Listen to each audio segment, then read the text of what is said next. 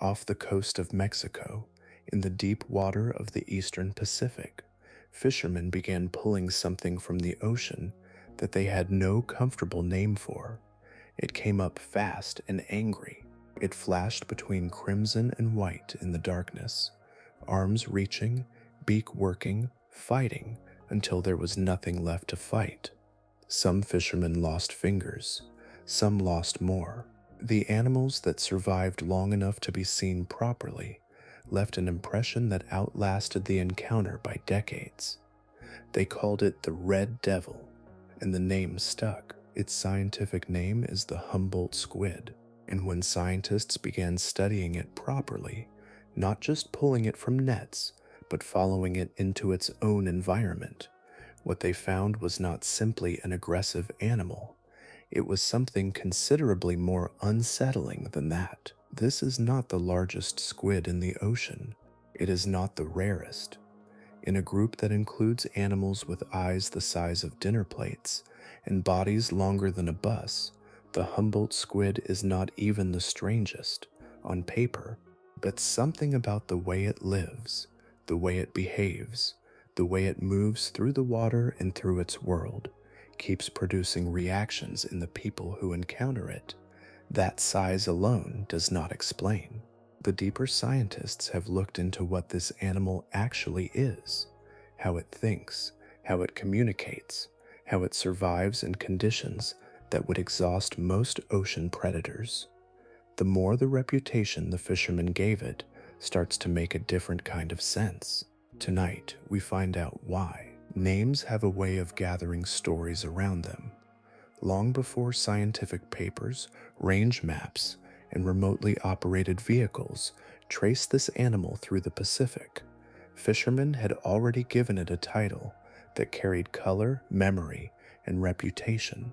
Yet beneath that dramatic nickname exists a very real creature with a very precise identity. Its scientific name is Dosidicus gigas. Most marine biologists know it as the Humboldt squid, though it is also commonly called the jumbo squid or jumbo flying squid. The animal belongs to a group known as the Omistrophidae, a family often referred to as the flying squids. The name does not suggest true flight through the air like a bird. Instead, it reflects a lineage of powerful oceanic squid capable of remarkable bursts of movement and wide-ranging journeys through open water. The phrase Red Devil Squid is different. It is not a scientific classification and does not appear in the formal structure of biological naming. It is a nickname, one shaped by human encounters and carried from one generation of fishermen to the next. The animal itself remains the same, whether it is called a Humboldt squid, a jumbo squid, or a red devil. Beneath every label is the same species moving through the same waters. Those waters are found mainly in the eastern Pacific Ocean. There, the Humboldt squid occupies a vast region stretching along the western edge of the Americas. Its story is closely tied to the Humboldt Current, a powerful flow of cold, nutrient-rich water that travels northward from the coasts of South America. The current supports immense productivity, feeding microscopic life that ultimately helps sustain entire marine food webs. Within that moving ribbon of nutrients, the Humboldt squid found conditions that allowed it to become one of the most successful large predators in its environment. Its range extends from waters off South America northward through broad portions of the eastern Pacific. Rather than remaining fixed in a single location, the species occupies an ocean landscape that shifts with temperature, food availability, and changing environmental conditions. In some places, it may appear in great numbers. In others, it may remain deeper and largely unseen, passing through darkness beyond the reach of ordinary observation. The world it inhabits is also remarkably vertical. According to descriptions compiled by Animal Diversity Web, Humboldt squid can be found from the surface down to depths of roughly 700 meters. Across that range, conditions change dramatically. Sunlit waters near the top gradually fade into dim blue layers and then into regions where light becomes increasingly scarce. Pressure rises, temperatures shift, and the character of the ocean transforms with depth. At the center of this animal is a structure known as the mantle. Despite the unfamiliar name, the mantle is simply the squid's main body. It forms the muscular core that houses many of the organs and provides the strength needed for movement. When most people picture a squid, the long tapered portion behind the arms and head is the mantle. It is the central framework around which the rest of the animal is organized. Seen in this way, the Humboldt squid begins to feel less like a legend and more like a living resident of a particular ocean. It has a place on the map, a place within a family of related squid, and a body shaped by the demands of open water. Before any remarkable behavior enters the story, before flashes of color or sudden bursts of speed, there is simply Dosidicus gigas moving through the eastern Pacific, following the rhythms of a world built from currents, depth, and motion. For long stretches of its life, the Humboldt squid does not appear hurried at all.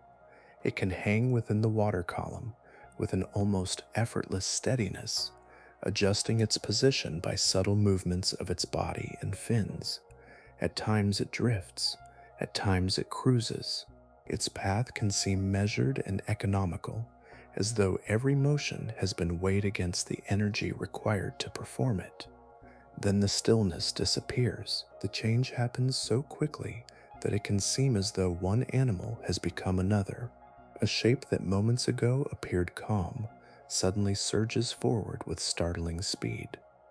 The transformation is not the result of hidden aggression or unpredictable temperament. It is the consequence of a body built around one of the most effective movement systems in the ocean. Inside the mantle, the muscular core that forms the main body of the squid, water is constantly being managed and redirected. The process begins quietly. Water enters a chamber within the mantle cavity. The animal gathers it without drawing attention to the act. Then powerful muscles surrounding the cavity contract. The space narrows. Pressure rises. The captured water is forced toward a narrow structure called the siphon. When the water finally escapes, it does so as a concentrated jet. The stream rushes outward in one direction, and the squid is propelled in the other. The principle is simple, almost elegant. Water enters, muscles squeeze, water exits, motion follows.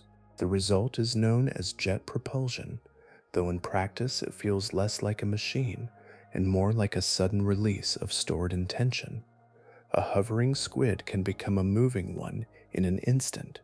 Distance that seemed comfortable can vanish almost immediately. In the open ocean, where visibility is often limited and landmarks are rare, such abrupt movement changes the entire character of an encounter. Part of what makes sudden predators so memorable is not their size or strength, but their timing. An animal already visible allows the mind to adjust to its presence. Its location is known, its movement can be anticipated. A predator that appears through acceleration creates a different impression. One moment it occupies the background of a scene, and the next it has crossed a significant stretch of water. The transition itself becomes part of the experience. The Humboldt squid carries this ability within a body shaped to support it. Its mantle narrows toward the rear, creating a streamlined form that moves efficiently through the sea. There are few unnecessary protrusions.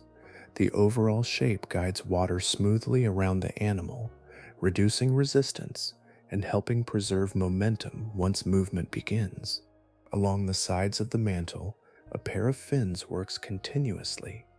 They do not provide the explosive thrust associated with jet propulsion. Instead, they offer control. Through gentle adjustments, the fins help stabilize the squid and guide subtle changes in direction. They allow the animal to maneuver with precision, maintaining balance while conserving energy. Together, these systems create an unusual combination. The fins support graceful movement over longer periods, while jet propulsion provides sudden bursts when rapid action becomes necessary. One system favors efficiency, the other favors immediacy. The squid shifts between them with remarkable fluidity, rarely appearing confined to a single style of motion. Watching this process reveals something important about the animal's reputation. The sense of surprise often associated with the Humboldt squid does not emerge from exaggerated stories alone. It arises from the way movement unfolds. The body can seem composed and controlled, then transform into a swift projectile of muscle and momentum before the eye has fully adjusted. Yet movement is only the visible expression of a deeper design. Every burst forward depends upon structures hidden beneath the surface of the animal itself, an arrangement of specialized parts working together with quiet efficiency. The motion draws attention first, but the body responsible for that motion carries its own remarkable story. Every predator carries a collection of solutions. Over countless generations, bodies become shaped by the problems they must solve. In the Humboldt squid, those solutions are gathered together with unusual efficiency, fitted into a form where almost every structure contributes to the act of finding, capturing, and handling prey. The foundation of that system remains the mantle. Earlier, it appeared as the engine of movement, the muscular core responsible for sudden bursts through the water. Seen more closely, it resembles a thick living reservoir of strength. Its streamlined shape narrows smoothly toward the rear, giving the animal a form often compared to a torpedo. Beneath the surface, dense muscles occupy much of its volume, storing the force required for rapid propulsion. The mantle is not simply part of the squid's body, it is the central framework from which the rest of the animal operates. Extending from the front is a far more intricate arrangement.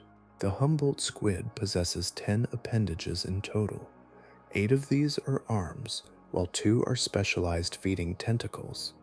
At first glance, they seem similar, moving together in a shifting cluster of flexible limbs, yet each plays a slightly different role. The arms remain close to the body, constantly available to manipulate objects and maintain control once something has been captured. The longer tentacles serve another purpose. They can extend outward with remarkable speed, reaching beyond the immediate space surrounding the squid. What appears one moment as a compact silhouette can suddenly unfold into a wider structure, allowing prey to be seized from a greater distance. The effectiveness of those appendages depends heavily upon what covers them. Along the arms, marine bio describes roughly 100 to 200 powerful hooked suckers on each long arm. These are not smooth suction cups arranged only for attachment. Many contain hardened hooks that increase grip once contact is made.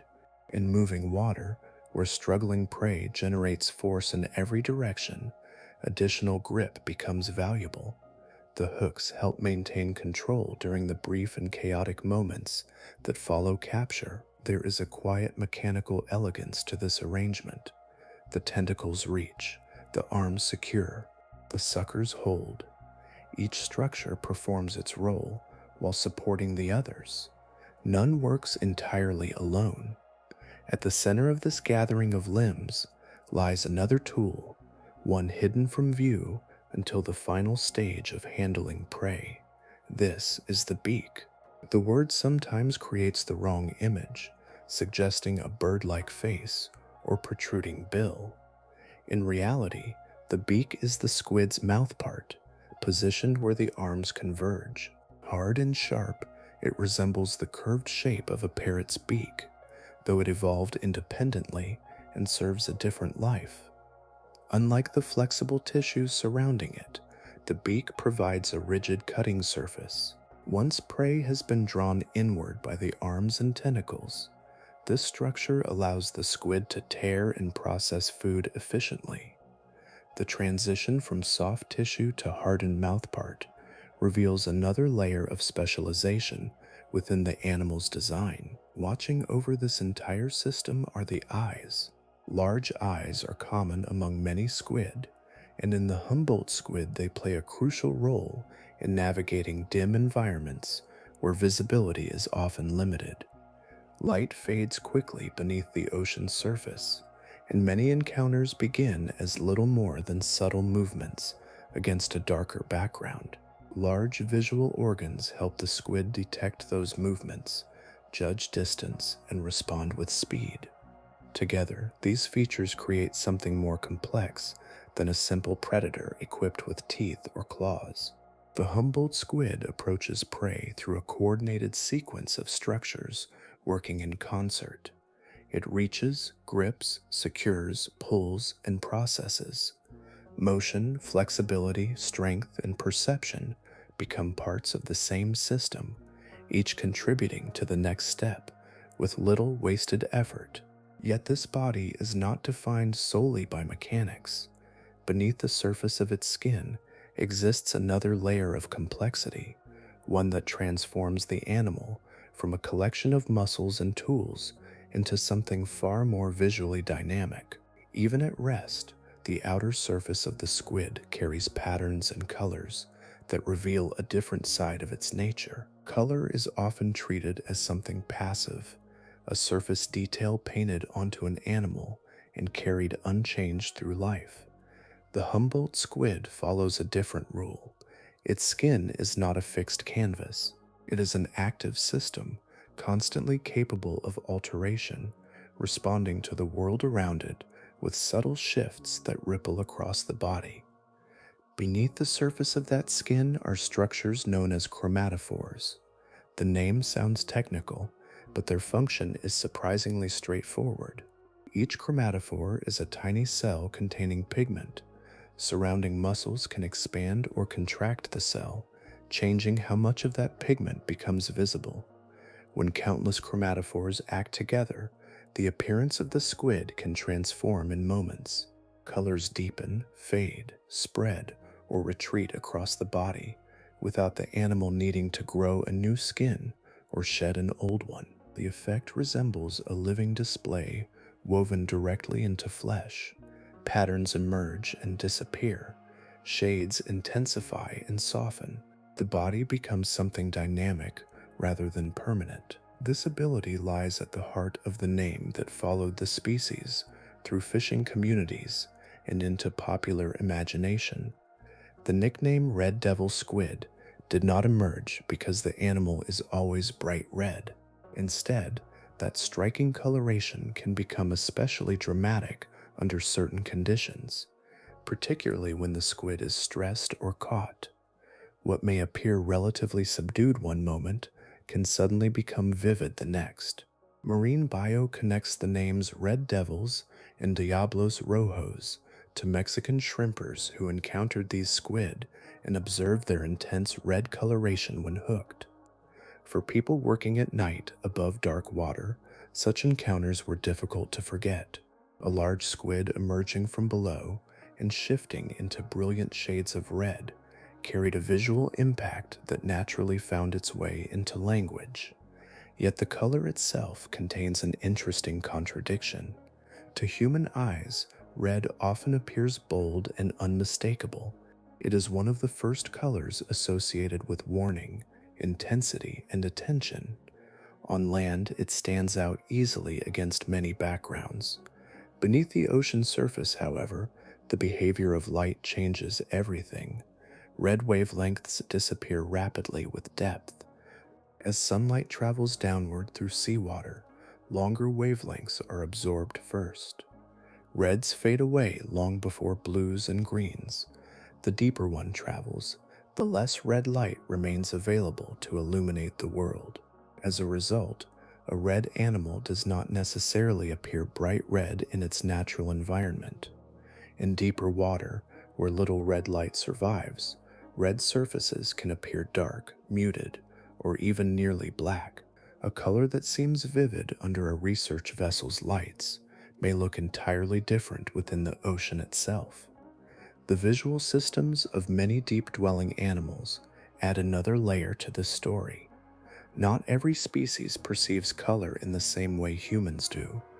In dim environments where light is scarce, detecting brightness, contrast, and movement often becomes more important than distinguishing a wide range of colors. The red skin that attracts human attention may carry a very different significance among the creatures sharing the squid's habitat. This creates a fascinating dual identity.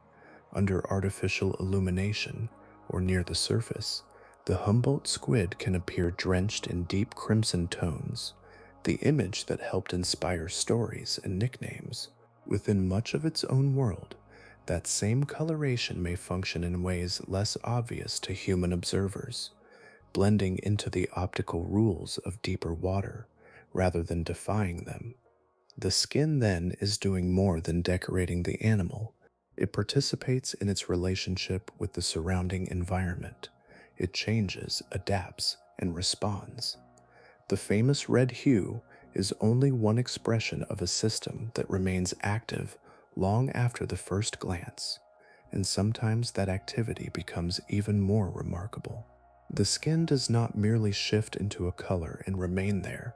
Across the body, patterns can appear and vanish in rapid succession, turning the surface itself into something closer to motion than paint. Some messages are written with sound, others are written with movement. The Humboldt squid appears capable of using something far less expected, the changing surface of its own skin. The red coloration associated with the species is only part of a larger and more dynamic system.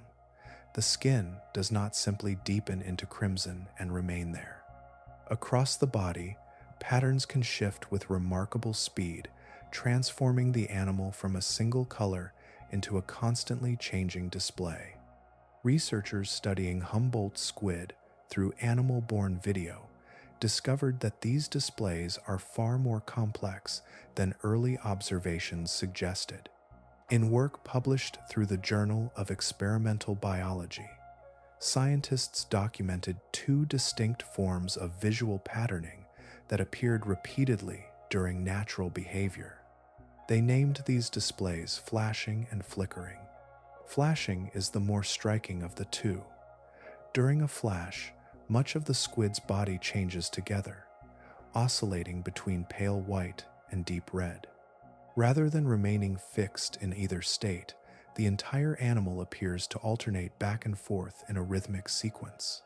The change sweeps across the body as a coordinated event, creating the impression of a signal being broadcast through living tissue. Flickering follows a different pattern. Instead of a whole-body transition, irregular waves of chromatophore activity move across the skin. Light and dark regions appear and dissolve in shifting arrangements. The effect is less orderly than flashing and more fluid, as though the surface itself has become responsive to invisible currents passing through it. What makes these displays particularly fascinating is their speed. The Journal of Experimental Biology study observed flashing occurring at roughly 2 to 4 cycles per second during natural behavior. A cycle per second is simply the number of times a pattern completes a full change within 1 second. At the lower end, the body shifts from one state to another twice in that brief span of time. At the higher end, the transformation occurs 4 times before a single second has passed. For an observer, the result can seem almost unreal. The skin is no longer acting like coloration in the traditional sense.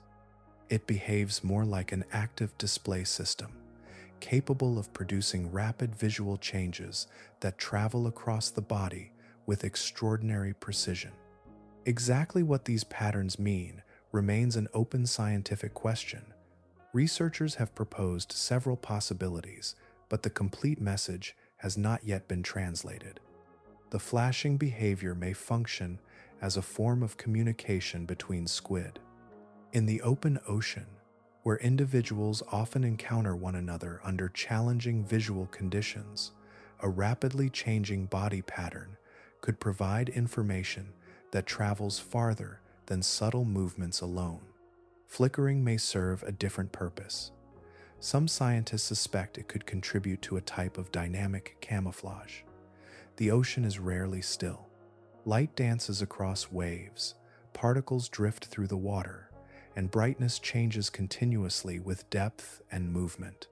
Irregular shifting patterns on the skin could help the squid blend into that restless visual environment, mimicking the changing appearance of the water around it. Yet caution remains important. Scientists have identified these behaviors, documented them in remarkable detail, and observed them repeatedly, but certainty about their full meaning remains elusive. The squid is revealing part of its language while withholding the translation. This uncertainty adds another layer to the animal's presence. The Humboldt squid is not merely traveling through its environment as a moving predator. Its skin appears to be participating in an ongoing exchange of information. Signals may be passing across its body, while other squid respond with signals of their own. Entire interactions could unfold through patterns that human observers are only beginning to recognize. The ocean often conceals communication in forms that are easy to overlook. A passing fish may rely on scent. A whale may rely on sound. The Humboldt squid may carry part of its conversation directly upon its skin, transforming color into information and motion into meaning. And where communication exists, interaction follows. These visual displays become especially intriguing when more than one squid occupies the same stretch of water, sharing space, movement, and opportunity within the same drifting world. A single Humboldt squid occupies attention easily.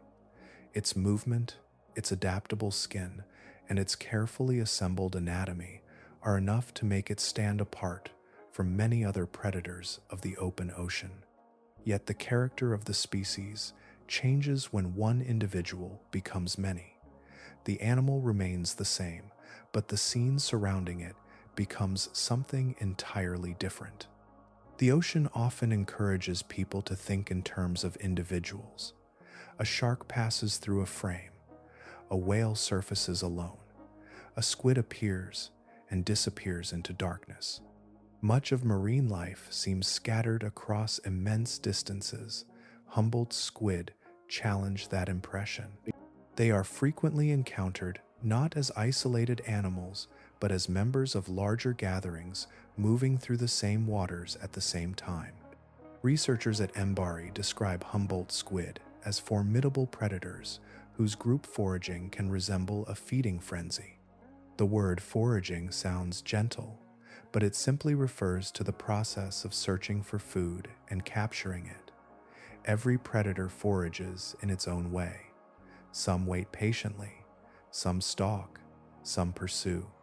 Humboldt squid often do so in the company of others.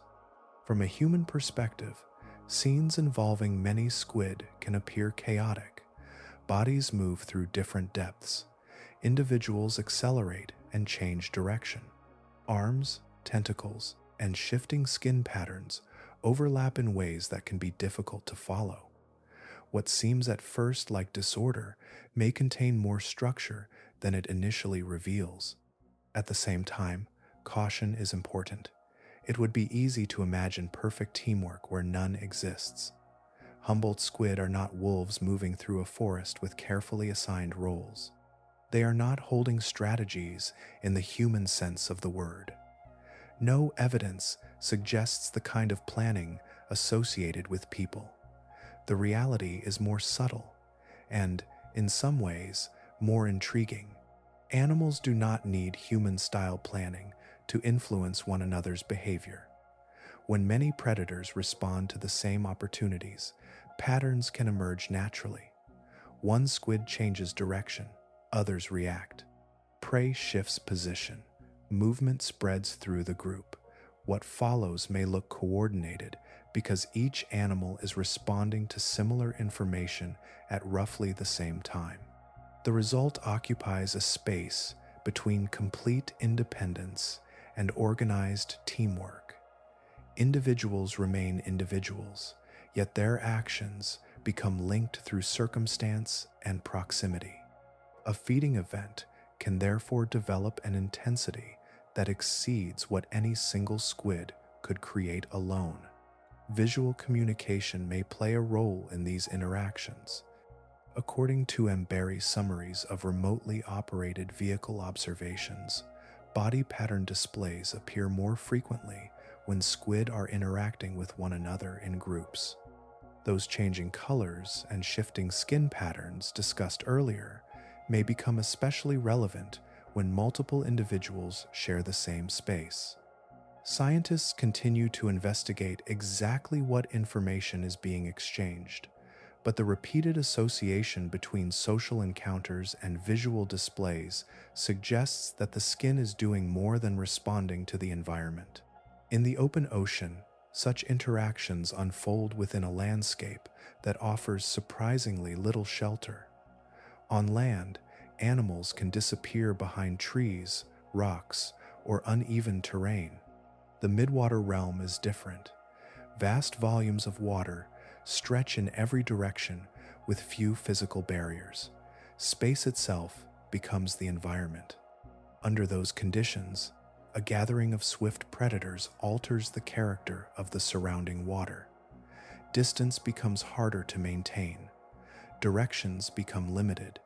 Escape routes narrow as movement develops across multiple points at once. The effect does not emerge from malice or intention. It emerges from numbers, speed, and shared opportunity. This is one reason group feeding scenes leave such a lasting impression on observers. The water no longer feels empty. It becomes active, occupied by many animals responding simultaneously to the same moment. Yet the most unusual aspect of these gatherings is not what happens to other species moving through the area. Sometimes the pressures and opportunities created within the group begin to flow inward, reshaping relationships among the squid themselves. Not every danger in the ocean arrives from another species. Sometimes it emerges from within the same gathering, hidden inside the very relationships that provide access to food, information, and opportunity. Among the many traits that shaped the Humboldt squid's reputation, few have lingered in the public imagination as strongly as cannibalism. The word often carries dramatic associations, yet in nature it appears across a surprising range of animals. Insects, fish, reptiles, birds, and marine invertebrates have all evolved circumstances in which members of the same species may become a source of food. The Humboldt squid belongs to that list. According to observations summarized by MBARI, Humboldt squid are highly cannibalistic, and weak or vulnerable individuals may be attacked by others. The behavior is not constant, nor does it define every interaction between squid. Vast numbers of encounters occur without such outcomes. Yet the possibility remains present within the species, woven into the realities of its ecology. Understanding why requires setting aside human ideas of morality.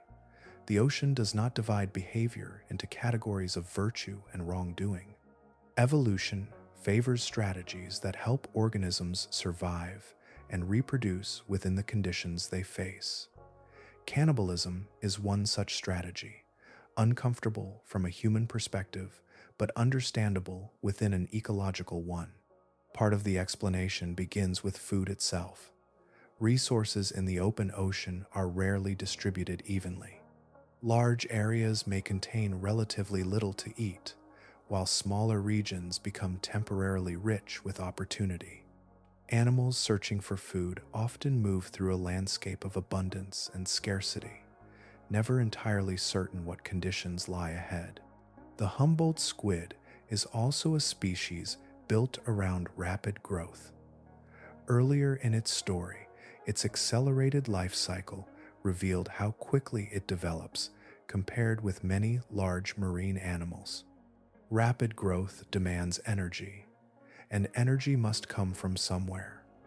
Every increase in size carries a biological cost that needs to be paid through feeding.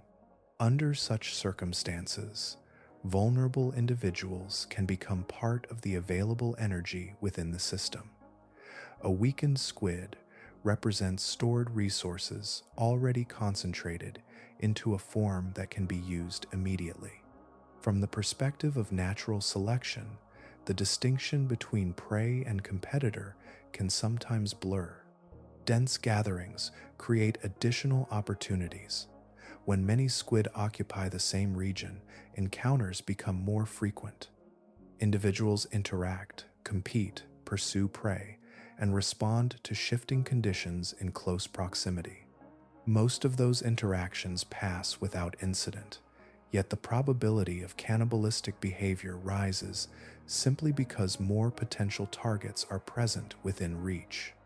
The logic remains stark but straightforward. In the ocean, energy governs nearly everything. Growth requires it, movement requires it, reproduction requires it. A predator that ignores a feeding opportunity may not encounter another one immediately. The balance between action and hesitation can carry consequences measured not in moments but in survival itself. This creates an unusual tension within Humboldt squid gatherings. The group offers advantages. Multiple individuals responding to food can increase opportunities for successful feeding. Shared space may also facilitate communication through the visual displays observed by researchers. At the same time, membership within that gathering does not guarantee safety. The same concentration of animals that creates opportunity also creates risk. As a result, the group becomes a place where cooperation and competition exist side by side, though not in the human sense of either word. Individuals move within the same environment, benefiting from proximity while remaining subject to the pressures that proximity creates. Much of this unfolds beyond easy observation. The ocean conceals these interactions within layers of water that are often difficult to study directly. Some occur in regions where light is limited and conditions become increasingly challenging. There, the environment itself begins to influence which animals can remain active and which cannot. Among the most important of these hidden environments are the oxygen, poor layers of the sea, places where survival depends not only on finding food, but also on enduring conditions that many marine predators struggle to tolerate. Far below the surface, beyond the layers most people imagine when they think of the sea, there are regions where one of life's most important ingredients becomes unexpectedly scarce. These areas are known as oxygen minimum zones, layers of the ocean where dissolved oxygen levels are much lower than those found in the surrounding water. The phrase sounds technical, but the idea is simple. Fish, squid, and countless other marine creatures depend on oxygen dissolved in seawater, just as land animals depend on oxygen in the air. When that supply decreases, survival becomes more difficult. Activity grows costly. Movement demands more effort. Many species become restricted in where they can travel and how long they can remain. In parts of the eastern Pacific, oxygen minimum zones form an important part of the underwater landscape inhabited by the Humboldt squid. Waters around and below roughly 250 meters can become relatively hypoxic. Hypoxic simply means low in oxygen. It does not mean oxygen is entirely absent, only that it exists at levels far below what many marine animals prefer. To creatures poorly adapted for such conditions, these layers can function almost like invisible boundaries.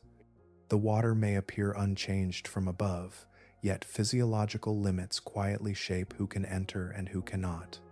The ocean often hides its borders in chemistry rather than geography. The Humboldt squid possesses an unusual advantage in these environments. According to Animal Diversity Web, Dosidicus gigas can tolerate low-dissolved oxygen by suppressing oxygen consumption. This ability allows the animal to spend time in conditions that would place considerable stress on many other predators. Metabolic suppression sounds complicated, but its basic principle is surprisingly intuitive. The body reduces its demand for oxygen. Activity levels are adjusted, internal processes become more economical, and energy use is carefully managed. Rather than requiring a constant high supply of oxygen, the animal temporarily operates on a more restrained budget. Many creatures slow down when resources become limited. The Humboldt squid has evolved a capacity to do so in places where oxygen itself becomes the limiting resource. The result is not invulnerability, but flexibility. It can remain functional within environments that challenge many of its competitors. This changes the ecological map of the ocean in subtle ways. Areas that seem inaccessible to some predators remain available to others. A squid capable of tolerating low oxygen gains access to spaces where prey may gather and where pursuit from larger hunters may become less intense. What appears inhospitable from one perspective becomes opportunity from another. The significance extends beyond simple survival. Predators shape their behavior according to where they can operate effectively. If a hunter can enter regions avoided by others, it gains access to food resources that may experience less competition. The environment itself begins to favor certain adaptations over others. Within these oxygen-poor layers, the ocean acquires a different character. Life continues, but under altered constraints. The familiar rules governing movement and distribution shift slightly. Some animals remain near richer oxygen supplies. Others move cautiously across boundaries.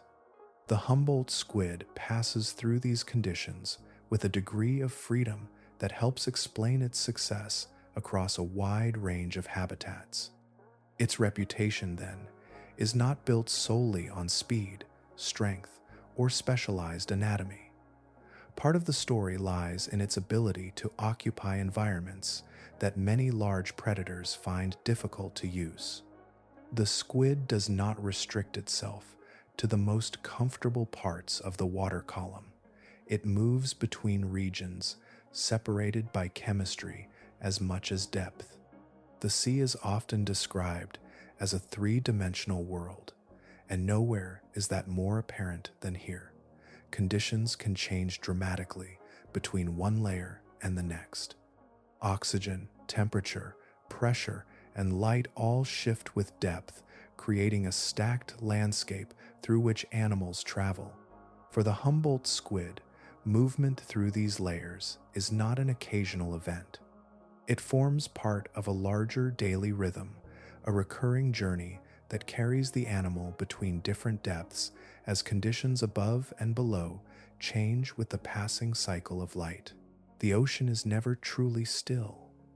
Even when the surface appears calm, vast movements are unfolding beneath it, not only in currents and tides, but in the lives of the animals themselves. Every evening, as daylight begins to fade, one of the largest daily migrations on Earth quietly begins. Scientists call this phenomenon diel vertical migration. The phrase refers to a daily movement up and down through the water column, usually connected to changing light levels and the search for food. Countless marine organisms participate in it, from tiny drifting creatures to much larger predators. Together, they create a rhythmic pulse that travels through the ocean every day and every night. The Humboldt squid is part of this movement. Rather than remaining fixed at a single depth, it shifts position as conditions change. During daylight hours, it can spend much of its time deeper in the water column. As evening arrives and darkness spreads across the sea above, the squid often moves upward, following prey toward shallower waters. From dusk until dawn, it becomes part of a broader migration connecting distant layers of the ocean. This behavior is not unusual within marine ecosystems. In fact, it is one of the most widespread patterns in ocean life. Many small animals rise during the night to feed closer to the surface. Plankton, small fishes, and other drifting organisms often take advantage of darkness to access food resources that would be riskier to reach during the day. Light shapes these decisions in subtle but powerful ways. In bright conditions, visibility favors predators capable of spotting prey from a distance. As darkness develops, that advantage begins to weaken. Smaller animals can move more freely through upper layers, with a reduced chance of being detected by larger hunters that rely heavily on vision. Yet the movement does not stop with them. Predators follow. A migration of prey creates a migration of opportunity. Animals capable of tracking these changes gain access to food concentrated within predictable pathways. Each evening, an enormous transfer of living biomass moves upward. Each morning, it sinks again toward deeper waters. The pattern repeats with remarkable consistency. The Humboldt squid fits naturally into this system. Its body is well suited for exploiting prey that shifts position through the water column. Earlier glimpses of its biology revealed an animal capable of sudden acceleration, efficient pursuit, and rapid response. Those abilities become particularly valuable when food is constantly on the move. Its tolerance for deeper conditions provides another advantage. While some predators become restricted by environmental limits, the squid can operate across a broader range of depths. It is comfortable moving between zones that differ in light, oxygen availability, and ecological character. Rather than belonging to a single layer of the ocean, it connects several of them through its daily movements. This creates a very different picture from the common image of a deep-sea predator waiting endlessly in darkness. The Humboldt squid is not simply hidden far below the surface. It participates in a recurring journey tied to the changing cycle of day and night. As light fades, it rises. As daylight returns, it descends. The ocean around it transforms continuously, and the squid transforms with it. Each layer offers different possibilities. Conditions near the surface support one collection of animals. Greater depths support another. By moving between them, the squid gains access to resources distributed across multiple parts of the marine environment. Its world becomes vertical as much as horizontal. There is a certain elegance to this rhythm. The migration unfolds without urgency, guided by patterns far older than any individual squid. Generations have followed these pathways through shifting waters, responding to the same transitions between brightness and darkness. Yet movement through the water column is only part of the story. The effectiveness of this nightly rise depends upon something else the Humboldt squid possesses in abundance. Reaching prey is one challenge. Closing the distance before that prey escapes is another. Within those moments, speed becomes one of the most important tools the animal carries. Distance in the ocean can be deceptive. Water softens perspective, bends light, and hides scale. An animal that appears comfortably far away may not remain there for long. In the case of the Humboldt squid, reputation often begins in that shrinking space between where it is and where it is about to be. Marine Bio reports that jumbo squid can swim at speeds of roughly 24 kilometers per hour. In a sea filled with extraordinary swimmers, that figure does not place the species among the absolute fastest. Some fishes and marine mammals can move more quickly under the right conditions, yet speed rarely exists in isolation. Context matters, and within the world of large cephalopods, the Humboldt squid is remarkably swift. Its speed becomes even more impressive when considered alongside its size and build. This is not a slender fish designed entirely around long-distance pursuit. It is a muscular invertebrate carrying a substantial body through water while maintaining the flexibility and control that define cephalopods. Achieving such velocity requires an efficient partnership between strength, hydrodynamics, and timing. For prey, speed changes the geometry of an encounter. Every animal relies upon a small reserve of time, those brief moments between detecting danger and responding to it. A slower predator grants a larger window for escape. A faster one compresses that window. The difference may be measured in fractions of a second, yet those fractions can determine whether distance remains protective or becomes irrelevant. This effect becomes especially noticeable when several squid occupy the same area. Earlier glimpses of group behavior revealed how multiple individuals can respond to opportunities within the same stretch of water.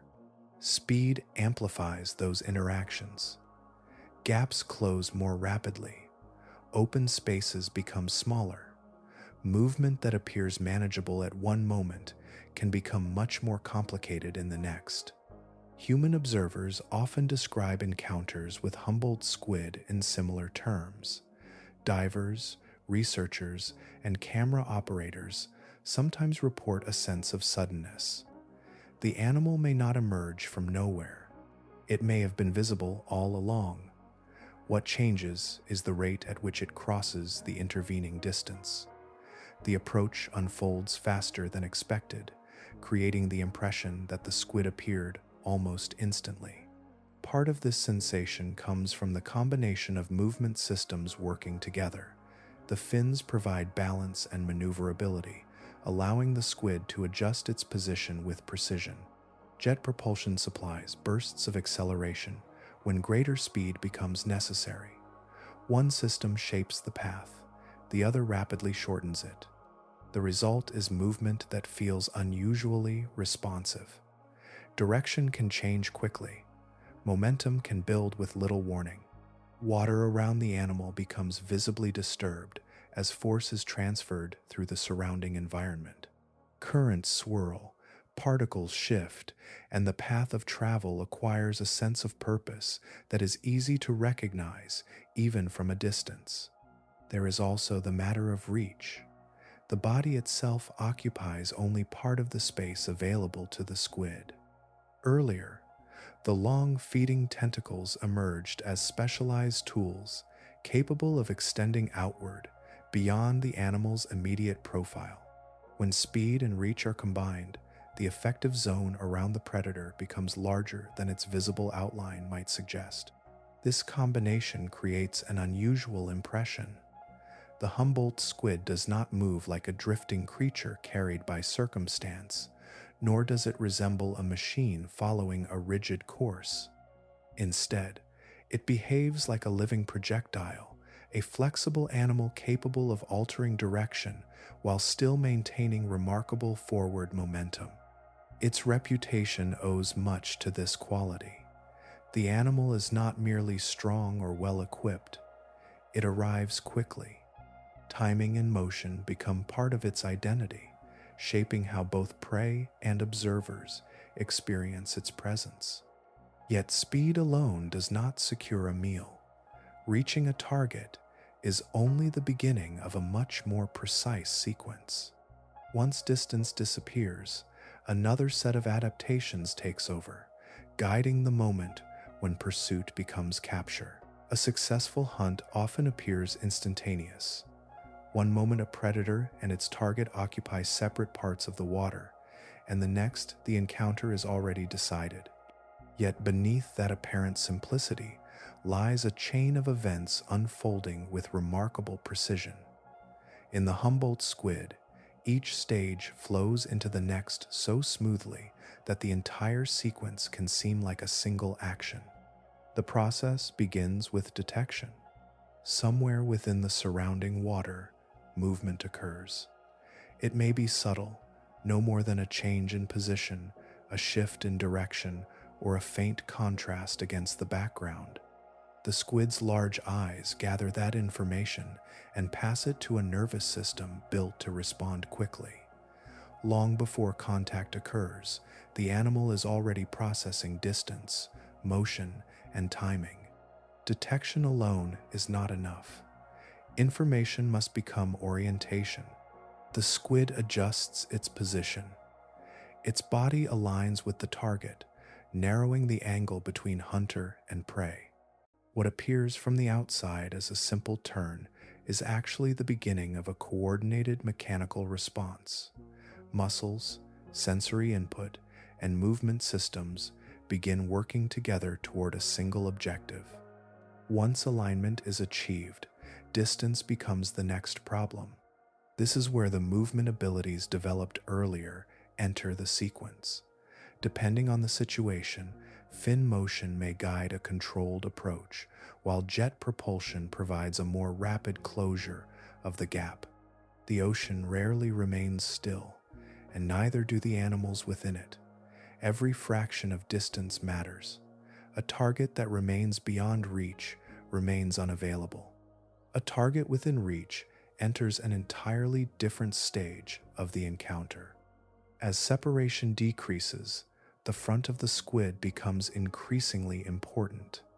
The feeding tentacles, normally held as part of a compact arrangement of appendages, can extend outward toward the target.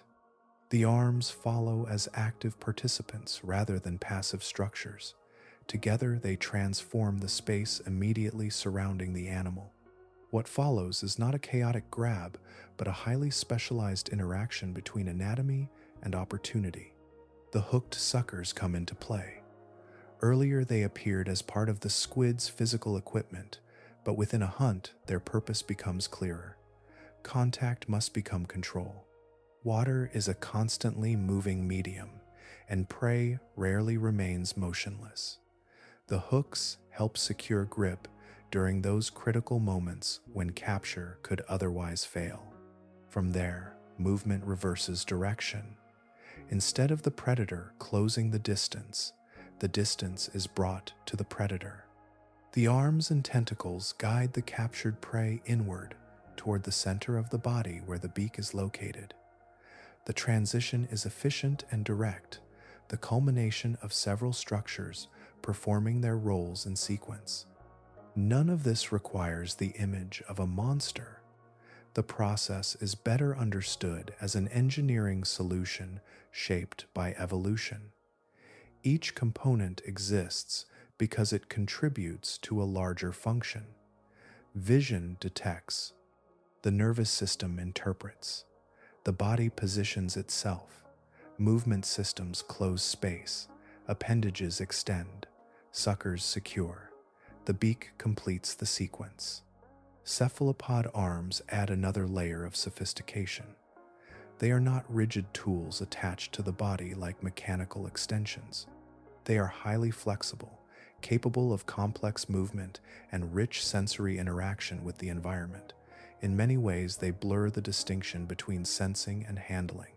The arms help the squid understand what it is touching, even as they participate in controlling it.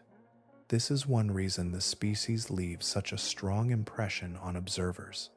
The unsettling aspect is not confined to a single feature. It is not only the beak, the tentacles, or the speed. It is the way every part of the animal contributes to a unified system. The entire body becomes a mechanism for locating, reaching, securing, and processing prey. Within that system, one structure remains especially important. Everything begins with detection. Before movement, before pursuit, and before capture, there must first be awareness. The hunt starts with the eye. and with the information it gathers from a world where visibility is often limited and every motion matters. Long before a predator reaches its target, a quieter event has already taken place. Information has been gathered, a movement has been noticed, a shape has been distinguished from the surrounding water. The hunt begins not with motion, but with perception. For the Humboldt squid, perception is strongly tied to its eyes. Among the many structures that contribute to the animal's reputation, the eyes occupy a special place. Arms, tentacles, and speed reveal themselves through action. The eye reveals something different. It suggests awareness. Even when the squid remains still, the presence of a large, visible eye can create the impression that attention is already focused on something nearby. This impression begins with biology. The Humboldt squid lives much of its life in environments where light is limited. In the mesopelagic zone, often called the twilight zone of the ocean, sunlight becomes increasingly scarce. Illumination weakens with depth, leaving a world dominated by shadows, faint contrasts, and brief flashes of reflected light. Under such conditions, vision remains valuable, but only if it is capable of extracting information from very little illumination. Large eyes help solve that problem. A larger eye can gather more available light, improving the ability to detect objects in dim surroundings. Subtle movement becomes easier to notice. Faint contrasts become more meaningful. Shapes that might otherwise disappear into the background remain visible. Movement is especially important. In low-light environments, predators often rely less on detailed color information and more on detecting changes. A small shift in position may reveal the presence of prey. A brief silhouette crossing a darker background may signal an opportunity. The ability to recognize such events quickly can determine whether a hunt succeeds or fails. Distance matters as well. An approaching target is not simply detected, it must be interpreted. The predator needs to judge where the object is, how quickly it is moving, and how it relates to its own position. The Humboldt squid's visual system helps provide the information necessary for those decisions, allowing rapid responses within environments where visibility is frequently limited. Yet the importance of the eye extends beyond biology. It also shapes the way humans perceive the animal. Many of the most memorable images of Humboldt squid feature the eye prominently. In underwater footage, documentaries, and video thumbnails, viewers are often drawn toward it almost immediately. The eye becomes a focal point around which the rest of the animal is organized. Part of this reaction is deeply rooted in human psychology. People are unusually sensitive to eyes. Across countless social interactions, eyes provide information about attention and awareness. A glance can reveal interest, caution, focus, or curiosity. Humans spend so much of their lives interpreting eyes that the response often extends beyond our own species. When an animal appears to be looking in a particular direction, the mind naturally begins to assign meaning to that gaze. Attention suggests observation. Observation suggests evaluation. Evaluation suggests intention. This does not mean the Humboldt squid possesses human emotions or thinks like a person. Such assumptions go far beyond what evidence supports. The animal remains a squid, shaped by its own evolutionary history and sensory world. Yet the visual effect remains powerful. The presence of a large eye encourages observers to perceive awareness rather than randomness. That distinction helps explain part of the species' reputation. Many marine creatures appear alien because their actions seem difficult to predict. The Humboldt squid often produces a different impression. Through the combination of directed movement, responsive behavior, and a prominent eye, It can appear as though decisions are being made in real time. Whether watching footage from a research vehicle or seeing a close image suspended in dark water, the animal rarely looks passive. In that sense, part of what makes the red devil squid seem so intimidating has little to do with size, speed, or weaponry. It is the impression that the animal is paying attention. The eye transforms motion into observation, and observation into something that feels deliberate. From there, the story naturally shifts beyond perception itself. Once awareness enters the picture, questions of behavior begin to emerge, along with the broader topic of how this remarkable cephalopod responds to the world around it. Intelligence in the ocean often arrives in unexpected forms. It does not always wear a familiar face, build social groups like primates, or solve problems in ways that resemble human behavior. Sometimes it emerges in creatures separated from us by hundreds of millions of years of evolution, following entirely different paths toward flexibility and adaptation. Cephalopods belong to that category.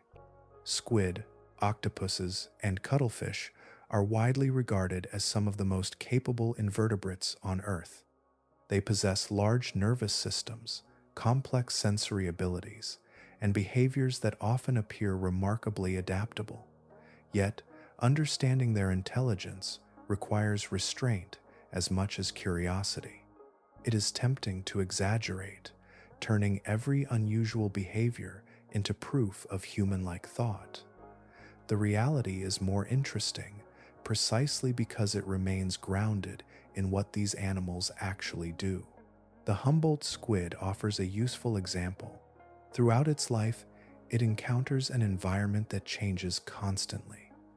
Prey shifts between depths. Light conditions transform over the course of a day. Oxygen levels vary from one layer of water to another. Other squid appear, interact, compete, and communicate. Surviving within such a world rewards flexibility rather than rigid behavior. This flexibility becomes visible in hunting. The squid is not restricted to a single method of pursuing food. It can adjust its movements according to circumstances, altering position, timing, and approach as conditions change.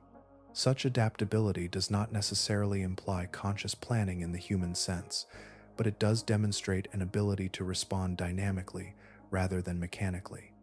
Interactions with other squid add another layer of complexity. Earlier, the shifting patterns flowing across the skin hinted at a form of communication that scientists are still working to understand. Those displays become particularly intriguing because they occur within social contexts rather than isolation. The body appears capable of transmitting information, and other squid appear capable of responding. Researchers at Mbari have contributed significantly to this picture through studies of body patterning and group behavior.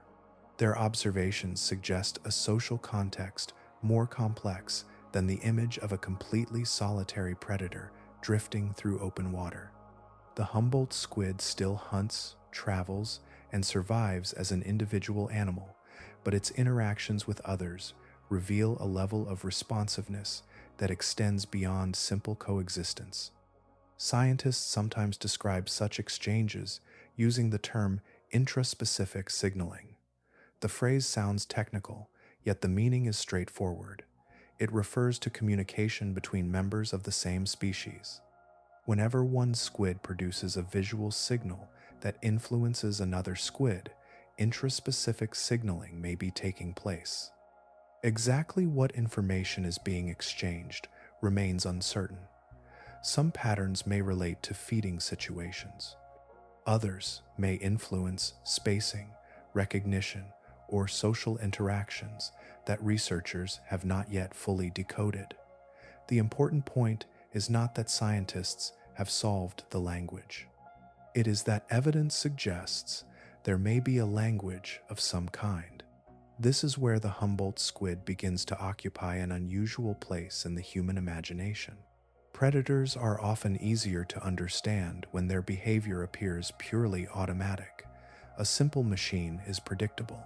A creature that seems capable of responding to circumstances in flexible ways feels different. Add communication to that picture, and the effect becomes even stronger. The animal no longer appears to be reacting only to its environment. It appears to be reacting to other individuals as well. None of this requires comparisons to mammals or claims that the Humboldt squid possesses human-like cognition. Such comparisons often obscure more than they reveal.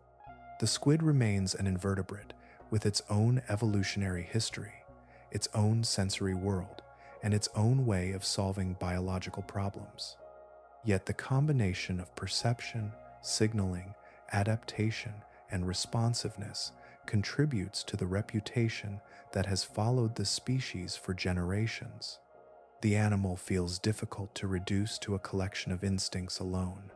There is a sense of complexity woven through its behavior, a complexity that people noticed long before researchers began documenting it with cameras and scientific instruments. In many ways, that impression helped prepare the ground for the name that would eventually follow the species through fishing communities, spreading from one encounter to the next until it became part of the squid's identity itself. Names often reveal as much about people as they do about the animals being named. Long before scientific papers described distributions, behavior, and physiology, coastal communities were already building their own understanding of the creatures sharing their waters. The story of the Red Devil Squid begins there, not in a research institution, but aboard working boats drifting through the darkness of the Eastern Pacific. The phrase Diablo Rojo translates simply as Red Devil.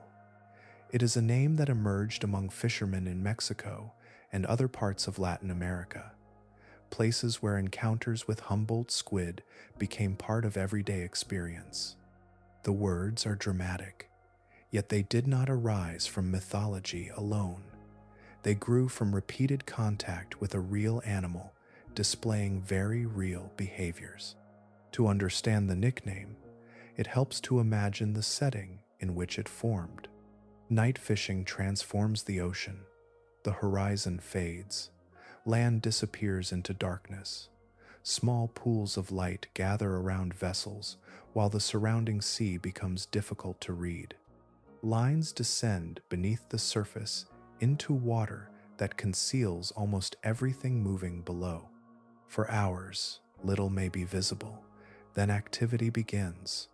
Something approaches from beneath. The water near the surface stirs.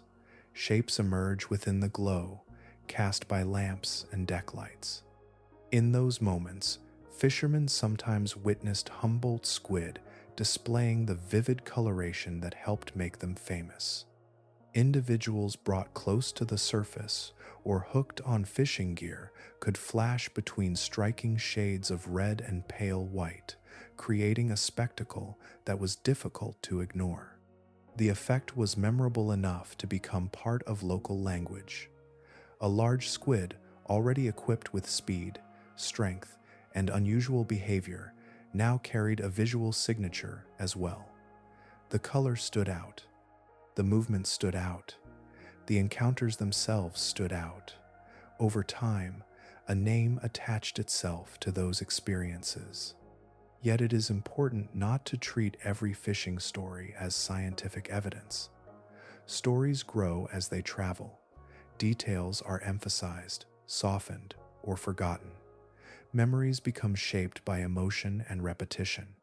The value of fishermen's accounts lies less in proving individual claims and more in revealing how people repeatedly interacted with the same animal across many years. That distinction matters. Fishermen spend enormous amounts of time observing the ocean. They notice seasonal changes, shifting distributions of animals, and patterns that emerge only through repeated exposure. Their names often function as compressed summaries of those experiences. A nickname can contain observation, caution, familiarity, and respect all at once. The term Red Devil reflects exactly that kind of compression. It captures the animal's coloration, but it also carries the memory of encounters that felt unusually intense. The name acknowledges what the squid looked like while hinting at how it behaved. Within two simple words, generations of practical experience became condensed into something memorable and easy to share. There is a reason such names often persist, even after formal scientific terminology becomes widely available. Scientific names identify a species precisely. Folk names capture how that species enters human life. One explains classification, the other explains experience. In the case of the Humboldt squid, the experience came first. The reputation did not emerge from laboratory observations or carefully controlled experiments. It was shaped aboard fishing vessels, where people encountered the animal under conditions that amplified its most dramatic qualities. Darkness concealed context. Brief flashes of color revealed presence. Sudden movement compressed distance. The result was an animal that felt larger in memory than measurements alone could explain. That human dimension remains an important part of the Red Devil story. The nickname survives because it reflects a relationship between people and a predator encountered repeatedly in challenging conditions. As observations expanded beyond fishing vessels and into the world of underwater exploration, however, the picture became more complicated. Divers and researchers began encountering Humboldt squid in different circumstances, revealing behaviors that did not always fit neatly within the reputation created at the surface. Reputations have a tendency to simplify. Once an animal becomes associated with danger, every encounter risks being interpreted through the same lens. The Humboldt squid is no exception. Stories about the Red Devil often leave the impression that it attacks anything entering its path, turning every meeting into a confrontation. The reality is more complicated and considerably more interesting. Reports describing aggressive encounters do exist. Fishermen have described squid striking hooked catches or interacting forcefully with fishing gear. Divers have occasionally reported behavior that felt intimidating, particularly when multiple squid were present. Such accounts became part of the species' growing reputation and helped reinforce the image carried by its famous nickname. Yet researchers who study the animal have repeatedly emphasized the importance of context. Behavior does not occur in a vacuum. Every encounter unfolds within a specific set of circumstances, many of which may influence how a squid responds. Feeding activity can alter behavior. Stress can alter behavior. A hooked animal struggling at the surface is not behaving under normal conditions. Artificial lights, cameras, and unfamiliar objects can introduce additional factors that do not exist in the squid's everyday environment. This distinction matters because human observers rarely meet Humboldt squid under entirely natural circumstances. A diver brings equipment. A fishing vessel introduces lights and noise. Research instruments add new visual stimuli. The animal being observed is often reacting not only to the observer, but also to the unusual situation created by the observation itself. One particularly revealing example emerged from a locomotion study published in the Journal of Experimental Biology. During a deployment involving animal-borne video equipment, researchers initially used red light-emitting diodes as part of the setup. The tagged squid was quickly attacked by other squid, and the response was significant enough that the researchers abandoned artificial lighting for that deployment. The observation does not prove that Humboldt squid are inherently aggressive toward everything they encounter. Instead, it highlights a more important lesson. Environmental conditions can shape behavior in ways that are not immediately obvious. The introduction of artificial light changed the interaction. What researchers observed was influenced by the very tools being used to collect information. The ocean is full of such complications. Light, for example, can mean different things to different animals. It may attract attention. It may interfere with communication. It may alter the appearance of objects moving through the water. A camera that seems unobtrusive to a human observer could appear entirely different from the perspective of a squid. Reflective surfaces introduce similar challenges. Equipment that catches and scatters light may produce visual signals unlike anything commonly encountered in the natural environment. Feeding situations add another layer of complexity, increasing competition and altering priorities. A squid responding aggressively around prey may be reacting to immediate ecological circumstances rather than displaying a permanent aspect of its personality. This is why scientists approach dramatic footage with caution. The most memorable moments are not always the most representative.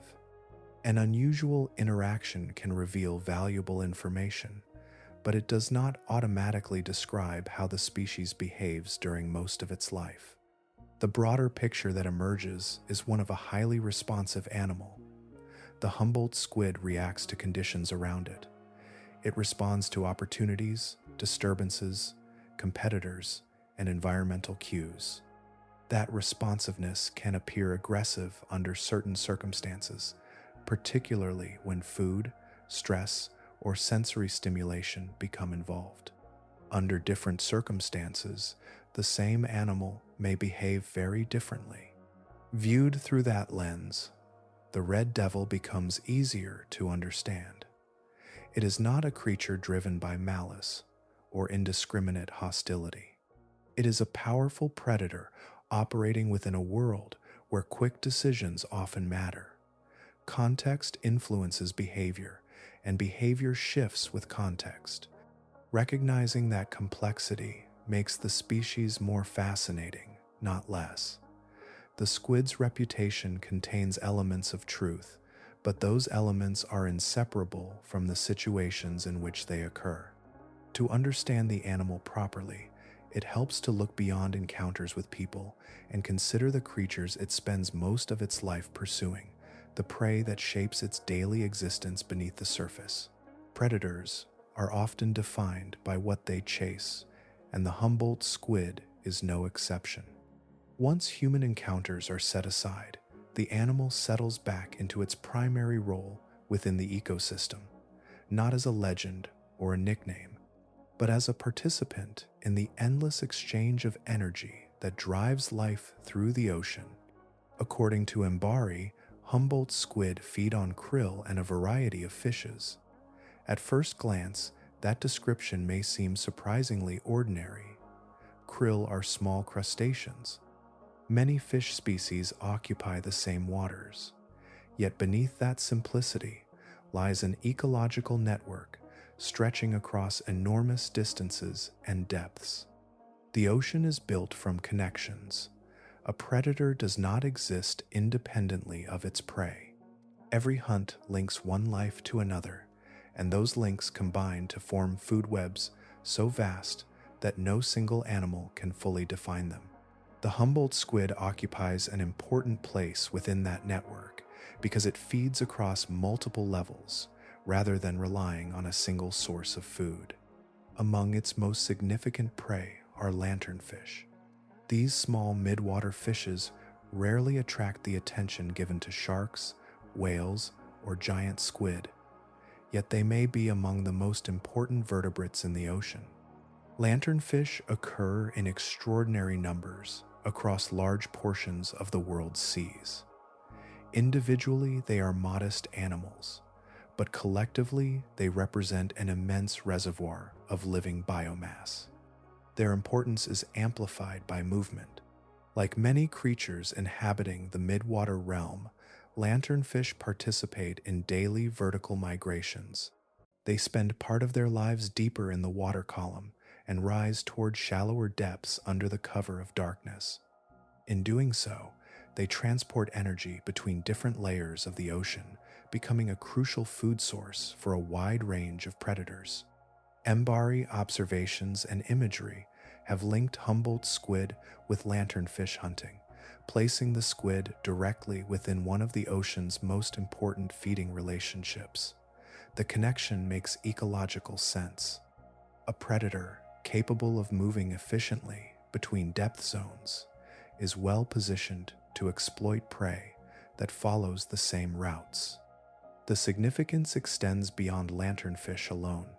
Humboldt squid also interact with fish populations that matter to people as well as ecosystems. Species such as hake and anchovy support commercial fisheries and occupy important positions within marine food webs. When squid enter productive feeding grounds, they become part of a larger story involving predators, prey, and the distribution of resources across entire regions.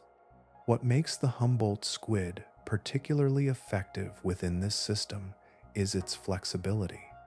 Not all predators are equally adaptable. Some depend heavily on specific prey and struggle when those resources become scarce. The Humboldt squid appears more capable of adjusting. Scientists describe this behavior as prey switching. The concept is straightforward. When one food source becomes less available and another becomes more abundant, a flexible predator can shift its attention accordingly. This ability creates resilience. The ocean changes constantly. Currents shift, populations rise and fall. Environmental conditions alter where animals gather and how they move. A predator that can follow opportunity rather than remain tied to a single target gains an important advantage. Seen from this perspective, the red devil's reputation takes on a different meaning. The species is not remarkable because it feeds on something exotic or because it occupies a narrow ecological niche. Its influence comes from the scale of the systems it enters. Lanternfish migrations, krill concentrations, schools of commercially important fish all become part of the same story when Humboldt squid arrive. That is why the animal can seem so imposing within its ecosystem. It is not frightening because it is rare or isolated. It is frightening because it connects itself to some of the largest flows of energy in the ocean, moving through feeding networks that involve immense numbers of animals spread across vast areas of water. And because those feeding opportunities do not remain fixed in one place, the squid itself does not remain fixed either. Like many successful predators, it follows changing conditions, carrying its influence across a range that extends far beyond any single stretch of sea. Maps create an illusion of permanence. Coastlines appear fixed, ranges seem stable, and the distribution of species can look as though it has always been exactly where we find it today. The ocean rarely follows that expectation. Beneath the surface, boundaries shift quietly, and animals respond in ways that may remain unnoticed for years. The Humboldt squid provides a striking example. For much of its modern scientific history, the species was strongly associated with tropical and subtropical regions of the eastern Pacific. These waters formed the familiar backdrop to its ecology, shaping assumptions about where the squid belonged and where researchers expected to find it. Then those expectations began to change. MBARI documented Humboldt squid appearing in cooler waters, including regions such as Central California. At first glance, a single observation might not seem remarkable. Marine animals occasionally wander beyond their usual ranges. Storms, currents, and unusual conditions can carry individuals into unexpected places. Scientists are generally cautious about drawing conclusions from isolated encounters. What made the Humboldt squid story different was scale. Researchers were not seeing a lone traveler far from home. Increasingly, they were encountering larger numbers of squid. The appearances became difficult to dismiss as accidents. More individuals arrived. More observations accumulated. Patterns began emerging where earlier there had only been isolated reports. Some squid remained long enough to suggest something more substantial than temporary visitation.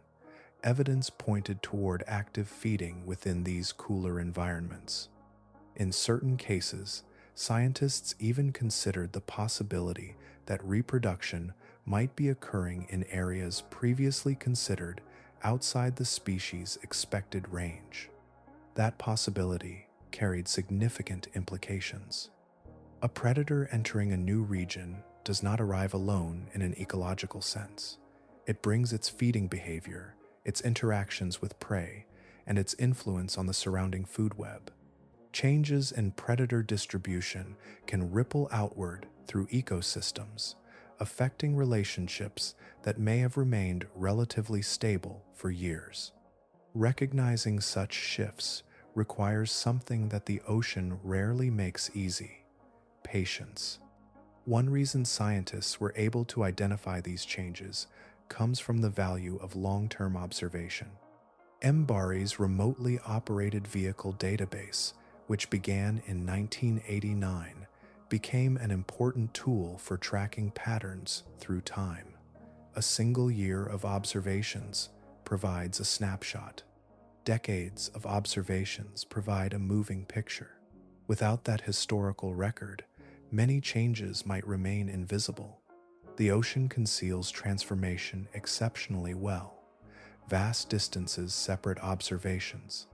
Animals move through environments that humans rarely witness directly. A species can expand, contract, or alter its behavior gradually enough that no single moment appears dramatic. Only when records are compared across years and decades do broader trends emerge. This is why monitoring matters so deeply in marine science. Patterns often reveal themselves slowly. One observation gains meaning when viewed alongside hundreds of others. A sighting becomes a trend becomes evidence. What once appeared unusual begins to look like part of a larger ecological shift. The Humboldt squid's movement into cooler waters illustrates this process beautifully. The change did not announce itself with a single dramatic event. It emerged through accumulation, observation after observation, slowly altering the picture scientists held in their minds. There is something quietly remarkable about that reality. While people go about their lives on land, the distribution of major predators can shift beneath the waves with little public awareness. Entire regions may gain new ecological participants before most observers realize anything has changed at all. The ocean's map is therefore not fixed. It is a living document, constantly revised by currents, climate, prey availability, and the decisions of countless animals moving through a changing environment. For the Humboldt squid, those changing conditions became especially important because scientists soon recognized that broader oceanographic forces might be helping open pathways into new regions, linking the story of range expansion to larger patterns unfolding across the Pacific itself. The Pacific Ocean breathes in patterns measured not in days or seasons, but in cycles that can reshape entire regions. Waters warm and cool, currents strengthen and weaken, weather shifts across vast distances. Creatures respond, often long before people recognize that anything has changed. One of the most influential of these patterns is El Niño. In simple terms, El Niño is a natural climate phenomenon that alters ocean temperatures, currents, and weather conditions across large portions of the Pacific. It is not a storm or a single event. Instead, it is a broad reorganization of how the ocean and atmosphere interact. Warm water shifts position, currents adjust, and ecosystems begin responding to a new set of circumstances. For marine life, those changes can be significant. Animals that depend on specific temperatures, food sources, or current systems may suddenly find themselves living in a different ocean than the one they occupied only months before. Some species decline, others expand. Some appear in places where they were rarely seen before. The Humboldt squid became part of this story. According to Mberi, large numbers of Humboldt squid appeared in Monterey Bay following both strong and mild El Niño events. At first glance, the connection seems straightforward. Ocean conditions change, squid arrive, and the explanation appears complete. Yet nature is rarely that simple. Researchers quickly realized that El Niño alone could not fully explain the sustained presence of Humboldt squid in these cooler regions. A closer look at timing revealed an important problem. Humboldt squid typically live for only about 1 or 2 years. El Niño events, by contrast, tend to occur every 3 to 7 years on average. If a temporary climate event were the entire explanation, squid populations would be expected to disappear between those intervals. Instead, the story continued. This distinction revealed something important about how species expand their ranges. Ocean currents may help transport animals into new regions. They can act as pathways, carrying larvae, juveniles, or adults into environments they might not otherwise reach. In that sense, El Niño can function like an opening door. But arriving is not the same as staying. For a population to persist, several additional conditions must be met. Food must be available. Individuals must survive long enough to reproduce. Young animals must grow successfully. The environment must support not merely visitation, but continuity. That realization transformed the discussion from transportation to ecology. The currents associated with El Niño may create opportunities, but opportunities alone do not establish populations. The newly arrived squid still have to succeed within their new surroundings. They must become part of the ecosystem rather than temporary passengers passing through it. This is where oceanography and ecology begin to overlap. Sometimes, environmental conditions create brief connections between regions that are normally more isolated. A shift in currents opens a pathway. Animals move through it. Most eventually disappear when conditions return to normal. Occasionally, however, the story unfolds differently. What begins as a temporary opening evolves into something more enduring. A doorway becomes a corridor. Species continue moving along the same route. Feeding opportunities reinforce the expansion. Reproduction strengthens local populations. Over time, what once seemed unusual begins to appear increasingly normal. The Humboldt squid's movement northward illustrates how dynamic the ocean can be. The sea does not operate as a static map with permanent boundaries drawn across its surface. Instead, it behaves more like a living system of shifting connections. Pathways emerge, fade, and sometimes persist long enough to alter the distribution of major predators. There is a quiet elegance in that idea. Vast currents moving across the Pacific can influence where an animal lives, feeds, and reproduces. Entire chapters of ecological history may begin with subtle changes in water flowing across invisible routes. Yet changing currents and favorable conditions tell only part of the story. For a predator to thrive in a new region, it must also contend with the animals already occupying that space, including the larger hunters and competitors that once helped shape the limits of its expansion. Absence can shape an ecosystem just as powerfully as presence. When people imagine food webs, attention usually settles on the animals that are visible, the predators hunting, the prey being pursued, the species appearing in surveys and photographs. Yet every ecosystem is also influenced by what is no longer there, by relationships that have weakened, shifted, or disappeared altogether. The Humboldt squid's expansion into new regions raises exactly this kind of question. Why does one predator suddenly seem more successful than before? Why do populations increase in places where they were once uncommon?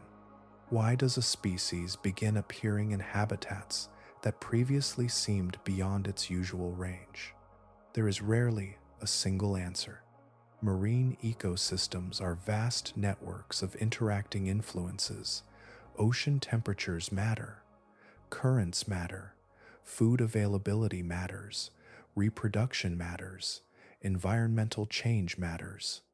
Scientists therefore approach large ecological shifts with caution, recognizing that multiple factors often work together rather than independently.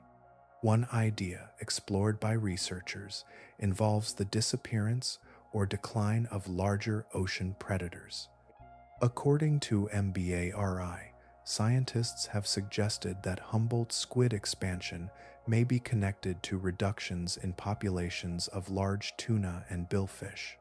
These animals once occupied important positions within the same ecosystems.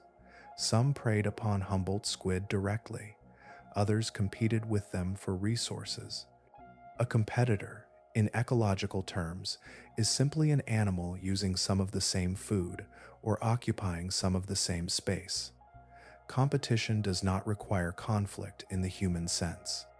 Two predators can influence one another simply by relying upon overlapping resources.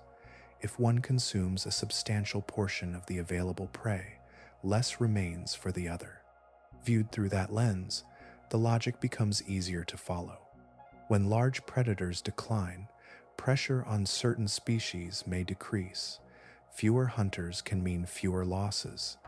At the same time, fewer competitors may leave additional feeding opportunities available within the ecosystem.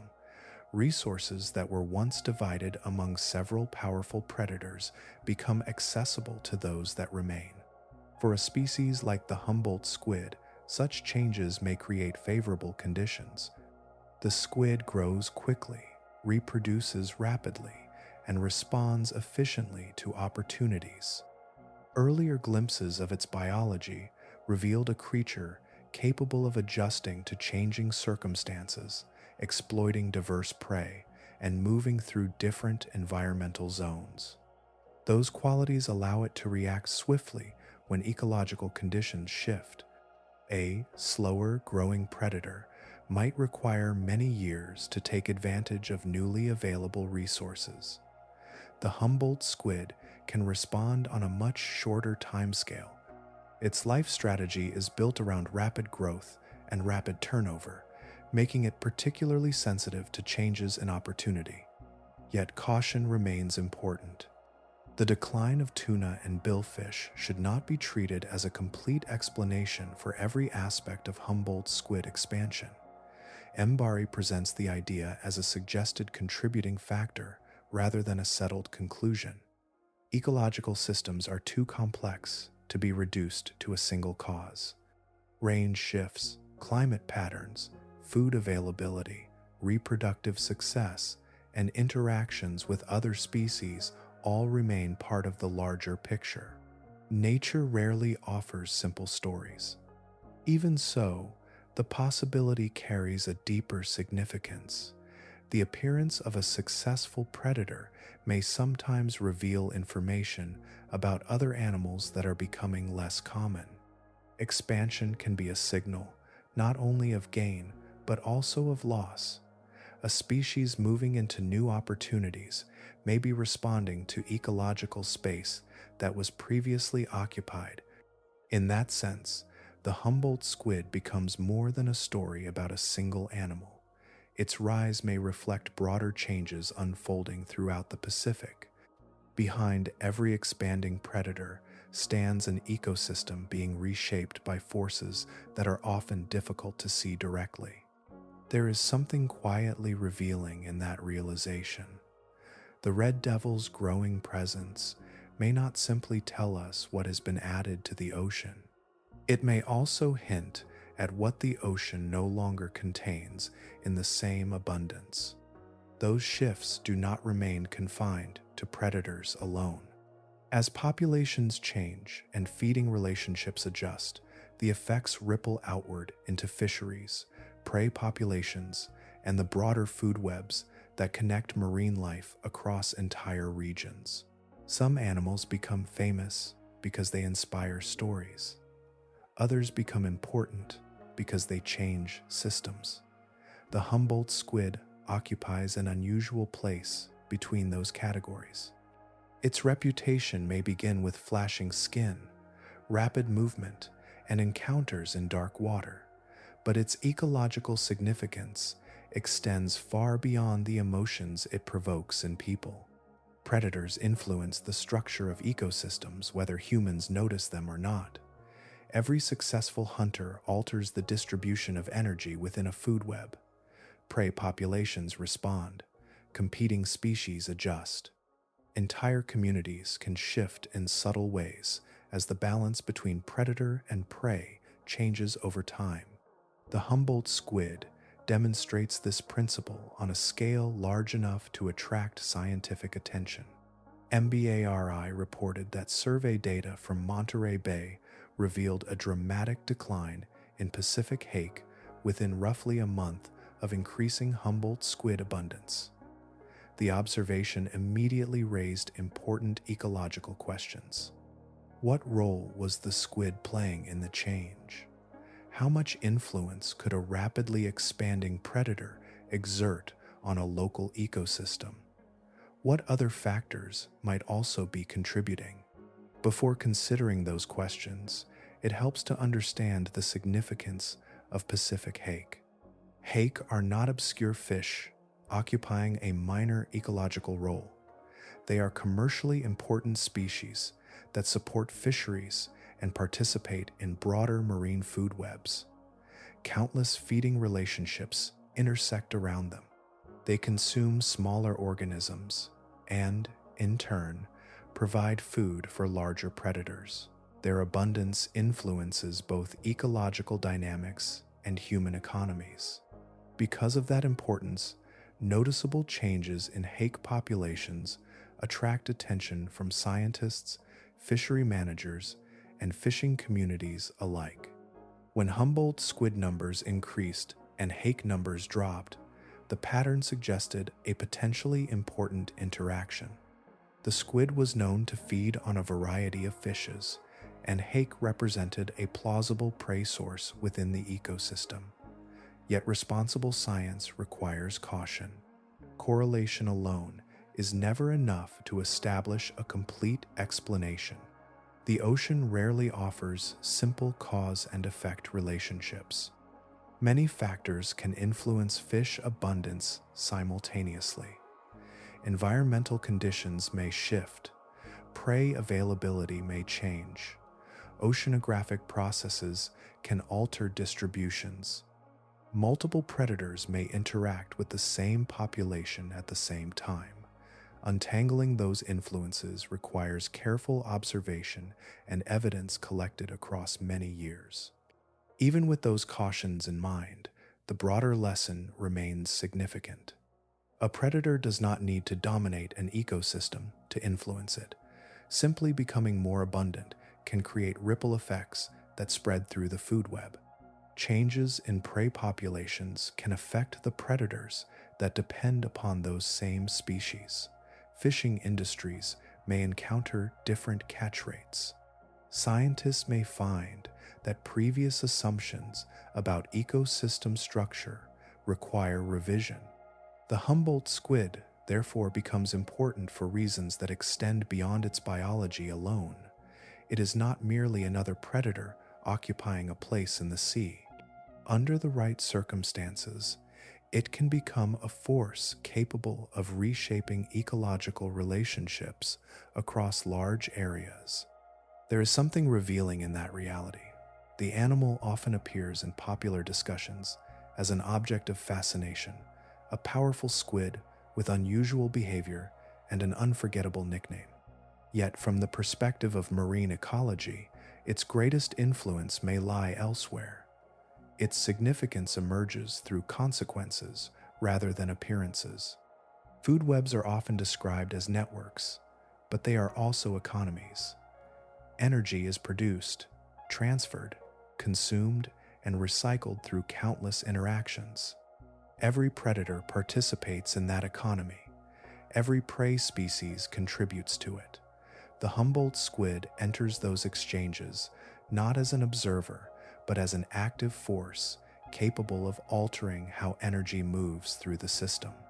That is why scientists pay such close attention to changes in its distribution and abundance. The appearance of more squid can signal much more than the success of a single species. It can indicate broader shifts unfolding throughout the ecosystem around it. And perhaps one of the most remarkable aspects of that influence comes from the speed at which it can emerge. The Humboldt squid does not require decades to build its ecological presence. Its life follows a far faster rhythm, one driven by rapid growth, intense feeding, and a lifespan surprisingly brief for such a formidable predator. Some predators seem ancient, as though they have been patiently accumulating size and power for decades. Whales follow that rhythm. Many sharks do as well. Their stories unfold slowly, measured across long spans of growth and maturity. The Humboldt squid follows a very different schedule. Its life moves with startling speed. Animal Diversity Web describes the species as having a lifespan of roughly 1 year, accompanied by rapid development and exceptionally fast juvenile growth. That fact can feel almost disconnected from the animal itself. Earlier glimpses revealed a muscular hunter capable of influencing food webs, traversing large stretches of ocean, and competing with some of the most effective predators in its environment. Such an animal seems as though it should require years to become what it is. Instead, much of that journey happens within a remarkably brief window of time. The contrast is one of the most surprising aspects of Humboldt squid biology. Large active predators are often associated with long developmental periods. Building a powerful body requires energy. Maintaining it requires even more. Growth usually unfolds gradually, layer upon layer, season after season. The Humboldt squid compresses much of that process into a single intense chapter. From its earliest stages, growth becomes a priority. Energy flows rapidly into tissue, muscle, and movement. The animal does not spend years slowly approaching maturity. It races toward it. Every successful hunt contributes to a schedule that leaves little room for delay. This strategy shapes nearly every aspect of its existence. A short lifespan creates pressure. Growth must happen quickly. Feeding must be efficient. Opportunities cannot be postponed indefinitely. The animal's biology reflects these demands in subtle ways. Its speed, appetite, and adaptability all fit within a life history built around urgency. Marine biologists often describe such organisms as following a live fast strategy. The phrase is simple, yet it captures something fundamental about the Humboldt squid's place in the ocean. Rapid growth sits at the center of that strategy. Young squid increase in size at a pace that allows them to move quickly through vulnerable stages of life. Remaining small for too long can be dangerous in a world filled with predators. Growing rapidly helps reduce that risk. High feeding demand follows naturally. Building a large body in a short period requires a constant supply of energy. The squid's appetite is not an incidental feature of its biology. It is part of the machinery that supports accelerated growth. Early maturity becomes equally important. A short life leaves little opportunity to postpone reproduction. The animal must reach reproductive age quickly enough to pass its genes to the next generation before its own time runs out. Then comes the final element, the one that gives the entire strategy its unusual character. The lifespan remains brief. The same predator capable of influencing prey populations, appearing in fisheries data, and altering ecological relationships may complete its entire life cycle within roughly a year. Compared with many large marine animals, the duration is astonishingly short. There is a certain fleeting quality to it all. The Humboldt squid can appear powerful and established, yet each individual is part of a population constantly renewing itself. Generations rise and disappear with remarkable speed. The predator's presence feels substantial, but the lives composing that presence are surprisingly temporary. This combination helps explain why the species can respond so quickly to changing conditions. Fast growth and short generations allow populations to adjust on timescales that would be impossible for slower developing animals. The same traits that create urgency also create flexibility. The result is a predator that seems built not for permanence, but for momentum.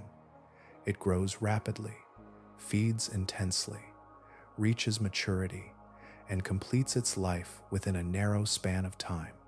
Behind the Red Devil's reputation stands an animal living at extraordinary speed, carrying its entire story from beginning to end in little more than a year, before giving way to the next generation waiting to emerge. Life begins long before the predator appears. Far from the powerful hunter that flashes through the water column, the story starts in a form so delicate that it can drift almost unnoticed through the sea. The hooked suckers, the muscular body, the rapid movements, and the reputation carried by fishermen all lie far in the future. At the beginning, there is only a new generation suspended within the open ocean, exposed to currents, chance, and extraordinary odds. Animal Diversity Web reports that female Humboldt squid produce floating gelatinous egg masses. These immense structures carry astonishing numbers of developing young. In one documented wild egg mass, researchers estimated between 0.6 million and 2 million eggs. The scale feels almost impossible at first. Many animals invest heavily in a small number of offspring, protecting them through long periods of parental care. Humboldt squid follow a different path. Rather than concentrating resources into a handful of young, they release enormous numbers of potential lives into the ocean. The reason becomes clearer when viewed from the perspective of survival. The open sea is a difficult place to begin life.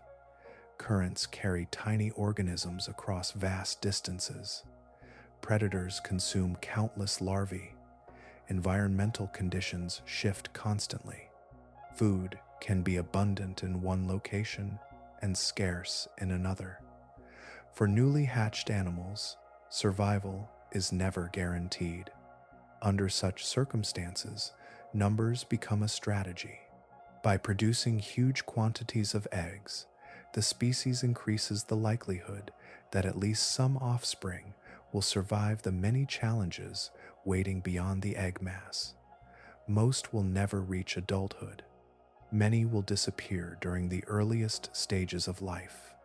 Yet if enough survive, the population continues. The ocean often operates according to that logic. Survival does not depend upon certainty. It depends upon probability. Inside those gelatinous masses, development proceeds surprisingly quickly. According to the summary provided by Animal Diversity Web, embryos can develop within a matter of days before hatching. Even at this stage, the accelerated rhythm that shapes the Humboldt squid's entire existence is already visible. Life moves forward rapidly from the very beginning. Eventually, the young emerge. At this point, they enter a stage known as the paralarval stage. A paralarva is the early life form of a squid after hatching, before it develops the appearance and capabilities associated with older juveniles and adults. The word may sound technical, yet the creature itself is remarkably small. Nothing about it immediately suggests the predator it will become. It drifts through an environment vastly larger than itself. The ocean surrounding it stretches in every direction, filled with hazards, competitors, and opportunities. Survival during this stage depends on a combination of development, food, availability, and simple chance. There is a quiet contrast hidden within that transformation. The adult Humboldt squid often appears powerful, deliberate, and highly visible in scientific footage. Its movements command attention. Its behavior influences ecosystems.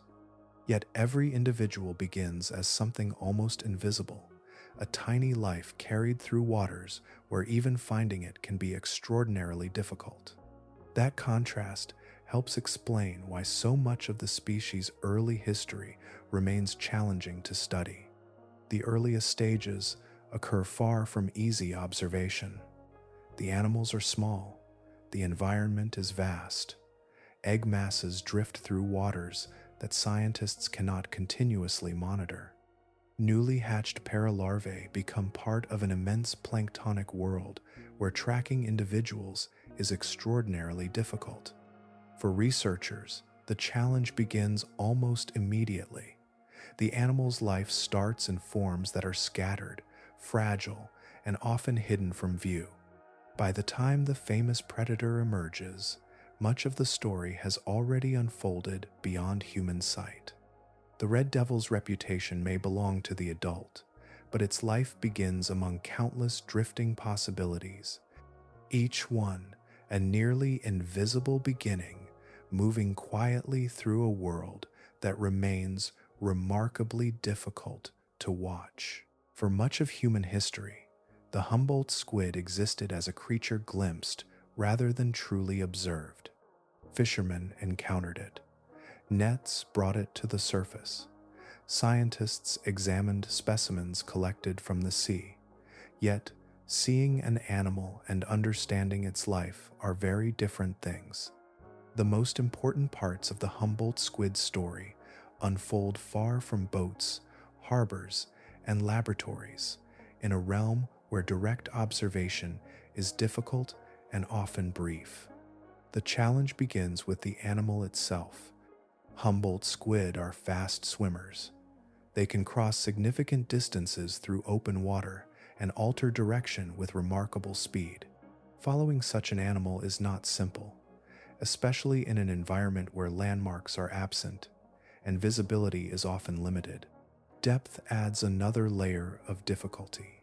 Many of the squid's behaviors occur far below the surface, in regions where sunlight weakens and eventually disappears. Human divers cannot easily remain there. Conventional observation becomes increasingly difficult. The animal spends much of its life in places that naturally resist inspection. The habitat itself creates additional obstacles. Unlike animals associated with reefs, coastlines, or other fixed locations, Humboldt squid occupy broad stretches of open ocean.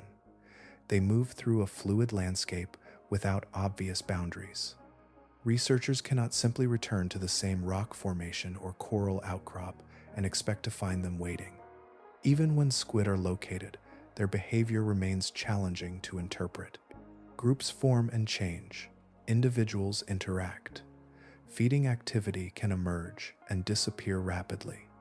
Body patterns flash across the skin and vanish moments later. Meaning may exist within these displays, yet understanding that meaning requires observation across many encounters rather than isolated snapshots. Light presents another complication. As earlier glimpses suggested, Humboldt squid are sensitive to changes in illumination. The very tools humans rely upon to observe the deep sea can influence the animals being studied. A bright light may alter movement, interrupt behavior, or attract attention that would not otherwise occur. For these reasons, laboratory studies provide only part of the picture. Controlled environments are valuable. They allow researchers to examine anatomy, physiology, and specific behaviors under carefully monitored conditions. Yet no laboratory can fully recreate the immense scale, changing light conditions, shifting prey fields, and complex social interactions found in the open ocean. The squid's world remains larger than any tank. Understanding that world required new tools. Remotely operated vehicles, often called ROVs, allowed scientists to enter depths where direct human observation was impractical. Electronic tags provided information about movement, depth, and behavior over time. Animal-borne cameras offered something even more unusual, a chance to glimpse the environment from the squid's own perspective. Together, these technologies transformed what researchers could learn. Embari's body pattern study illustrates the value of this approach. The research drew upon ROV video collected during more than 24 dives at depths ranging from 266 meters to 838 meters. Those observations took place where the squid actually lived rather than in an artificial setting. That distinction matters enormously. Behavior observed in a natural environment carries a different weight.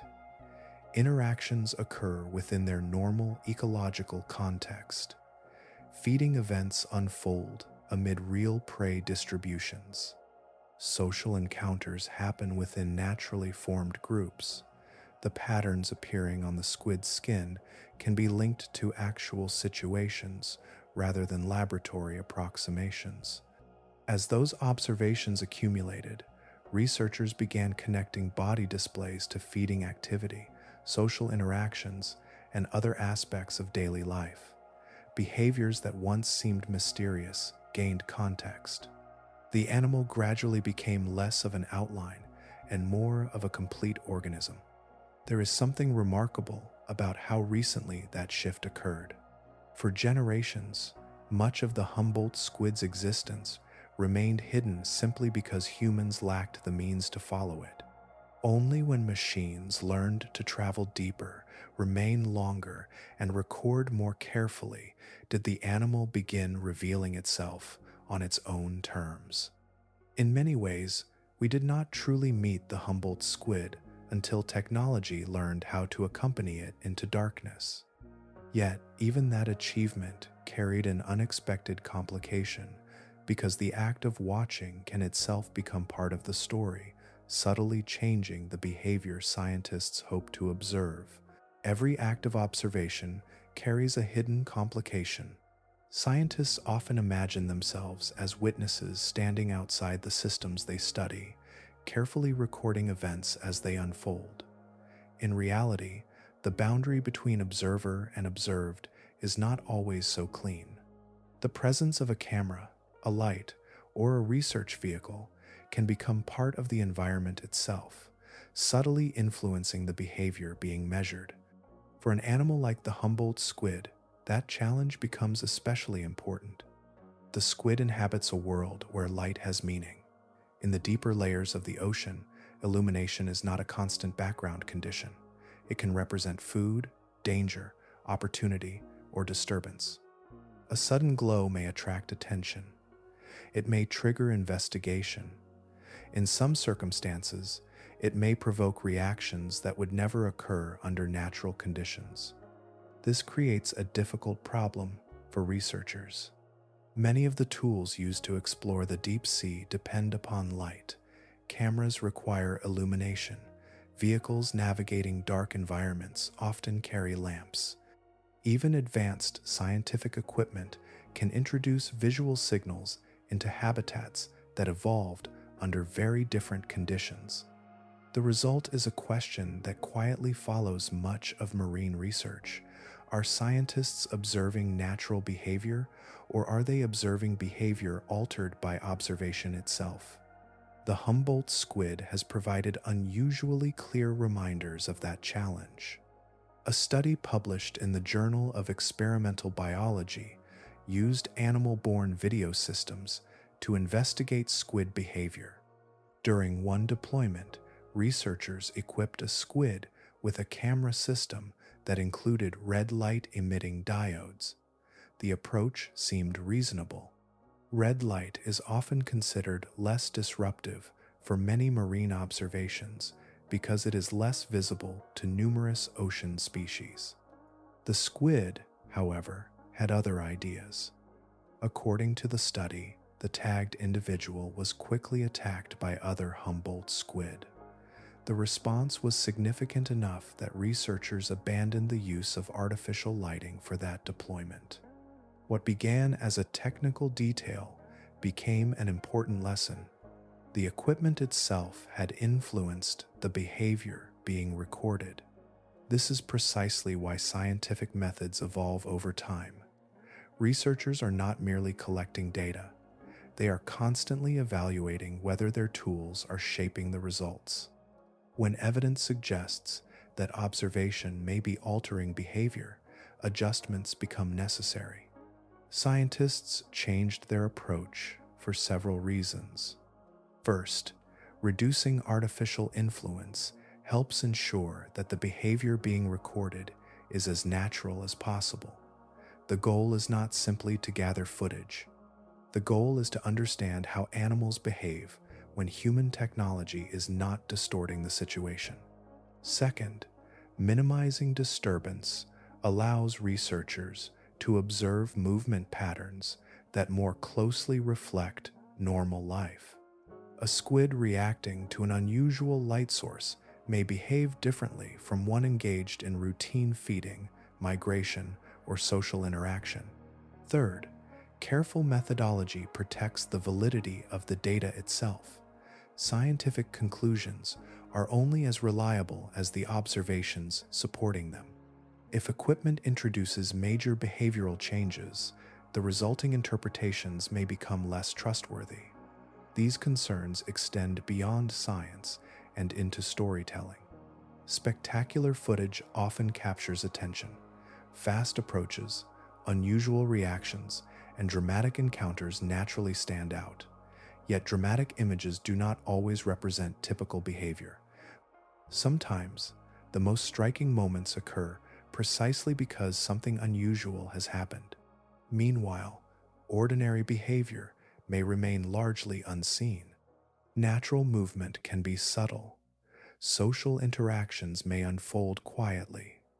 Body signals may appear briefly and disappear.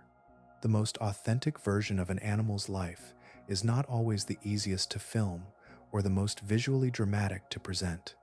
There is something almost paradoxical about that reality. The closer researchers move toward understanding the Humboldt squid, the more aware they become of how difficult it is to observe without influence. The animal changes when watched, and that makes the truth harder to hold securely.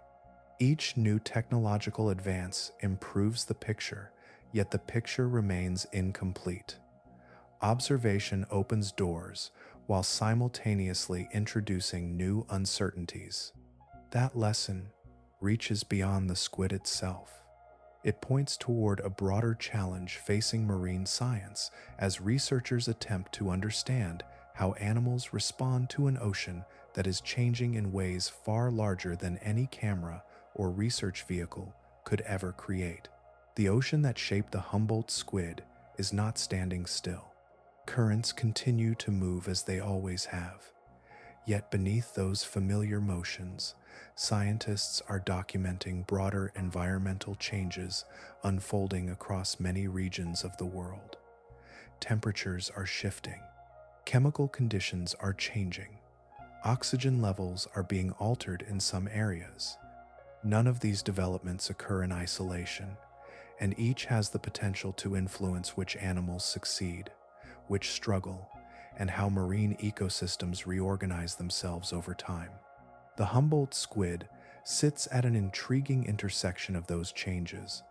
Earlier glimpses revealed an animal capable of operating in environments that challenge many other predators. That ability becomes especially relevant when oxygen enters the story once again. According to Mberi, the oxygen minimum zone in Monterey Bay has been expanding. This matters because oxygen helps define where marine animals can comfortably live, feed, and move. When oxygen becomes scarce, available habitat can effectively shrink. Many species depend upon relatively oxygen-rich conditions. If low oxygen layers expand, some animals may find themselves compressed into smaller portions of the water column. Areas that were once usable become increasingly difficult to occupy. Movement patterns change. Feeding opportunities shift. Ecological relationships adjust in response. Not every species responds in the same way. Animals that tolerate low oxygen conditions may gain a relative advantage when competitors or prey become restricted by those changing environments. Humboldt squid appear to belong among those more tolerant species. Their ability to function in waters that challenge many other predators allows them access to regions that remain difficult for some competitors to exploit. This does not mean they become invincible. It simply means that environmental changes can affect species differently. Conditions that create obstacles for one animal may create opportunities for another. As those differences accumulate, food webs can begin to reorganize. The effects ripple outward. Predators alter their distributions. Prey respond to shifting risks. Competitors encounter new constraints. The boundaries separating habitats become less stable than they once appeared. Small changes in environmental conditions can gradually produce larger ecological consequences. Oxygen is only one part of the picture. Ocean warming introduces another layer of complexity. Temperature influences metabolism, movement, reproduction, and the distribution of countless marine organisms. As waters warm, some species expand into new areas, while others retreat from portions of their former range. Interactions that once occurred in one location may emerge elsewhere. Ocean acidification adds further uncertainty. As carbon dioxide levels increase, seawater chemistry changes. Researchers continue investigating how these shifts affect marine organisms, including cephalopods. The results have not always pointed in the same direction. Some studies suggest certain effects on Humboldt squid metabolism, while others have reached different conclusions. That disagreement is important. It serves as a reminder that scientific understanding develops through evidence rather than certainty. When findings do not align perfectly, the honest response is not to force a simple conclusion. The honest response is to acknowledge complexity and continue investigating. The future of the Humboldt squid therefore remains difficult to predict with confidence. Some environmental changes may create conditions that favor aspects of its biology. Others may introduce challenges that are not yet fully understood. Different regions may experience different outcomes. Ecological responses rarely follow a single, straightforward path. Yet the species remains fascinating precisely because of how closely its adaptations intersect with a changing ocean. The Humboldt squid may represent more than a powerful predator with an unforgettable nickname. It may also provide clues about the kinds of animals capable of succeeding under emerging environmental conditions. Traits that once seemed unusual, tolerance of low oxygen, rapid growth, flexibility in feeding, may become increasingly significant in ecosystems facing new pressures. There is something quietly revealing in that possibility. The red devil may not simply be an inhabitant of a changing ocean. It may be an indicator of which biological strategies remain effective as those changes continue to unfold. And perhaps that is what makes the species so compelling. Nearly every aspect of its existence seems to contain a contradiction, a collection of traits that appear opposing at first glance, yet somehow fit together within a single animal. Seen from a distance, the Humboldt squid seems almost impossible to categorize neatly. Many animals fit comfortably into familiar stories. Some are gentle grazers. Some are specialized hunters. Some thrive through patience, others through strength. The red devil squid resists those simple labels. The more closely scientists have examined its life, the more it appears woven from opposites that somehow coexist within the same body. Its existence begins with urgency.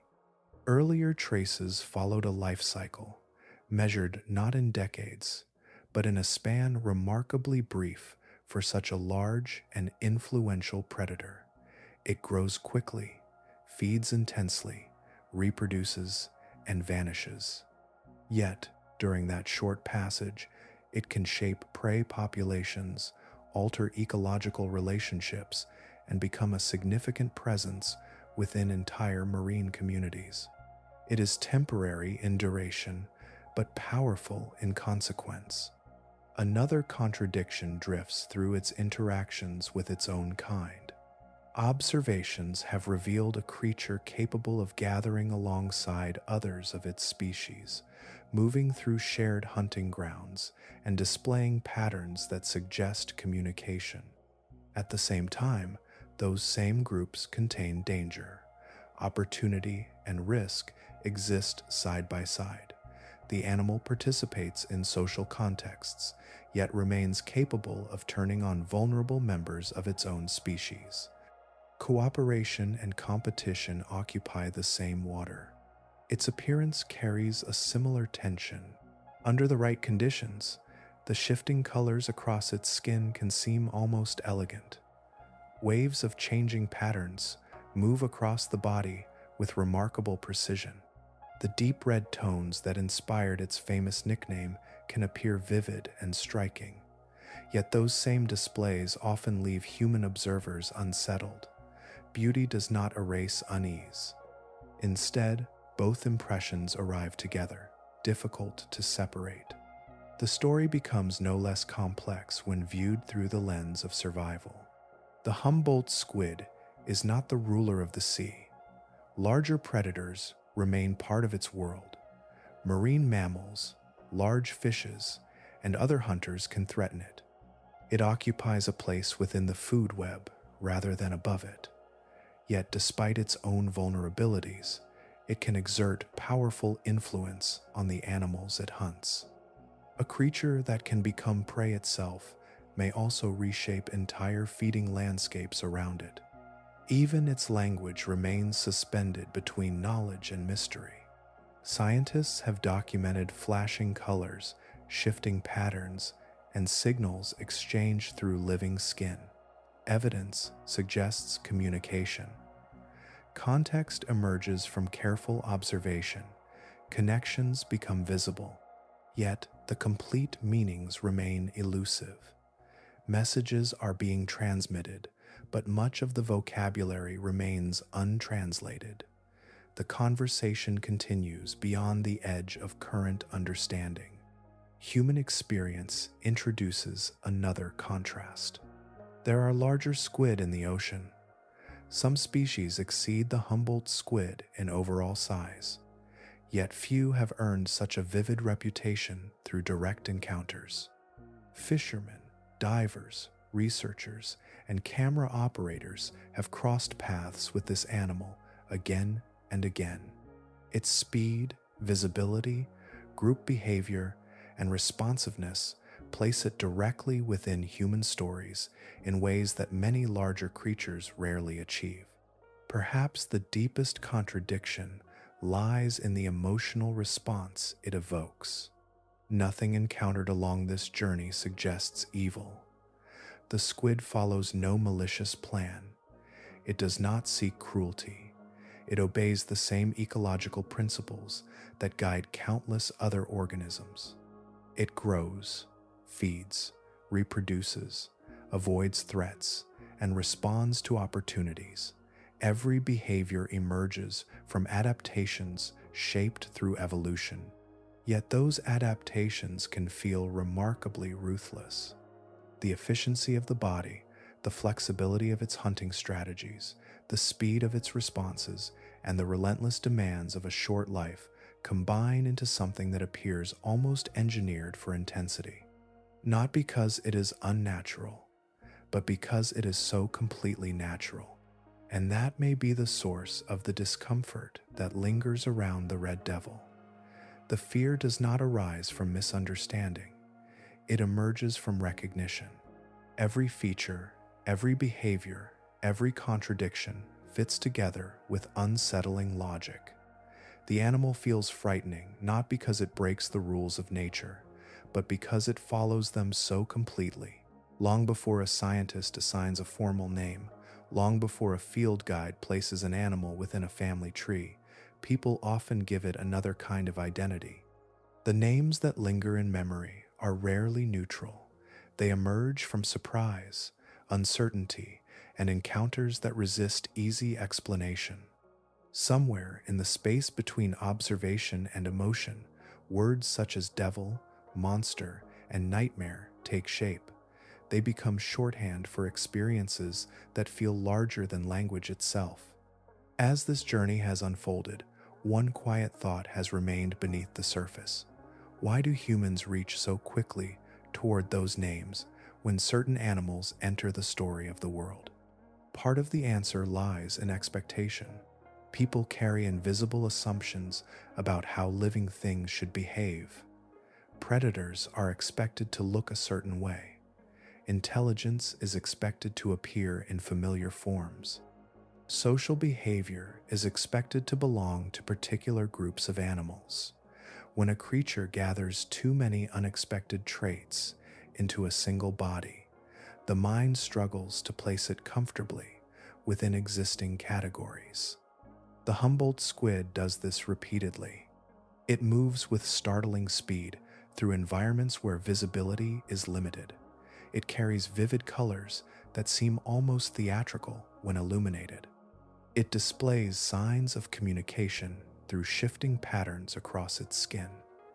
It interacts with members of its own species in ways that appear more complex than simple isolation. It lives in depths that remain difficult for humans to visit directly. It responds visibly to changing conditions around it, including encounters with people and technology. None of these traits are supernatural, yet together they create something unusual. The animal feels difficult to predict, and unpredictability has always occupied a special place in human imagination. Cannibalism adds another layer to that response. Within human culture, the idea carries immense emotional weight. In nature, however, it appears across many groups of animals under particular ecological conditions. The behavior follows biological logic rather than moral reasoning. Still, human minds do not easily separate those perspectives. What functions as an energy pathway in an ecosystem may register as something darker when viewed through human instincts and storytelling traditions. Depth contributes its own influence. Creatures that live beyond ordinary human reach often accumulate myths more easily than animals encountered every day. The deeper the habitat, the more room there is for speculation. Limited visibility invites imagination to fill the gaps. The unknown has always provided fertile ground for monsters. Yet, the deeper science travels, the more interesting the picture becomes. Research does not erase the qualities that inspired the nickname Red Devil. The speed remains real, the signaling remains real, the predatory adaptations remain real, the ecological influence remains real. Careful observation does not transform the squid into something ordinary. Instead, scientific understanding often sharpens the edges. The reasons behind the animal's reputation become clearer. Fear shifts from fantasy toward biology. Behaviors that once seemed mysterious reveal their evolutionary purpose. The creature grows more understandable, but not necessarily less striking. That distinction matters. Terrifying is not a scientific category. No branch of biology places animals into groups labeled frightening or harmless according to human emotion. Nature contains hunters, prey, competitors, scavengers, specialists, generalists, and countless other ecological roles. Fear exists not within the taxonomy, but within the observer. Even so, that response does not emerge from nowhere. The feeling has roots. Fast movement captures attention. Large eyes suggest awareness. Communication implies complexity. Predators trigger ancient instincts shaped across vast stretches of evolutionary time. Human reactions arise from real signals interpreted by equally real nervous systems. In that sense, science and emotion are not enemies. One explains the mechanism, the other reflects the experience. The Humboldt squid is not frightening because it belongs to some hidden realm beyond nature. It is frightening because every remarkable feature serves a purpose. The speed, the intelligence, the signaling, the adaptability, and the relentless efficiency all emerged from the same processes that shaped every living thing in the sea. And beyond those shifting red forms, beyond the stories humans tell about monsters, the ocean itself continues changing around them, becoming a stage where old expectations and new realities drift together through the dark. Far beyond coastlines and harbors, beyond the routes traced by ships and the narrow windows illuminated by research vessels, the ocean continues changing even when no one is watching. Currents shift, boundaries move, layers expand and contract. Regions that once favored one community of animals begin favoring another.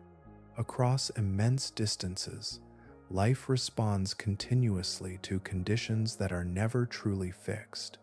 The sea can appear timeless from the surface, yet beneath that appearance lies a system in constant motion. The Humboldt squid has become one of the clearer reminders of that reality. Throughout this journey, it has appeared not merely as a predator, but as a participant in a changing world. Its movements reveal pathways through the Pacific that are more dynamic than maps suggest.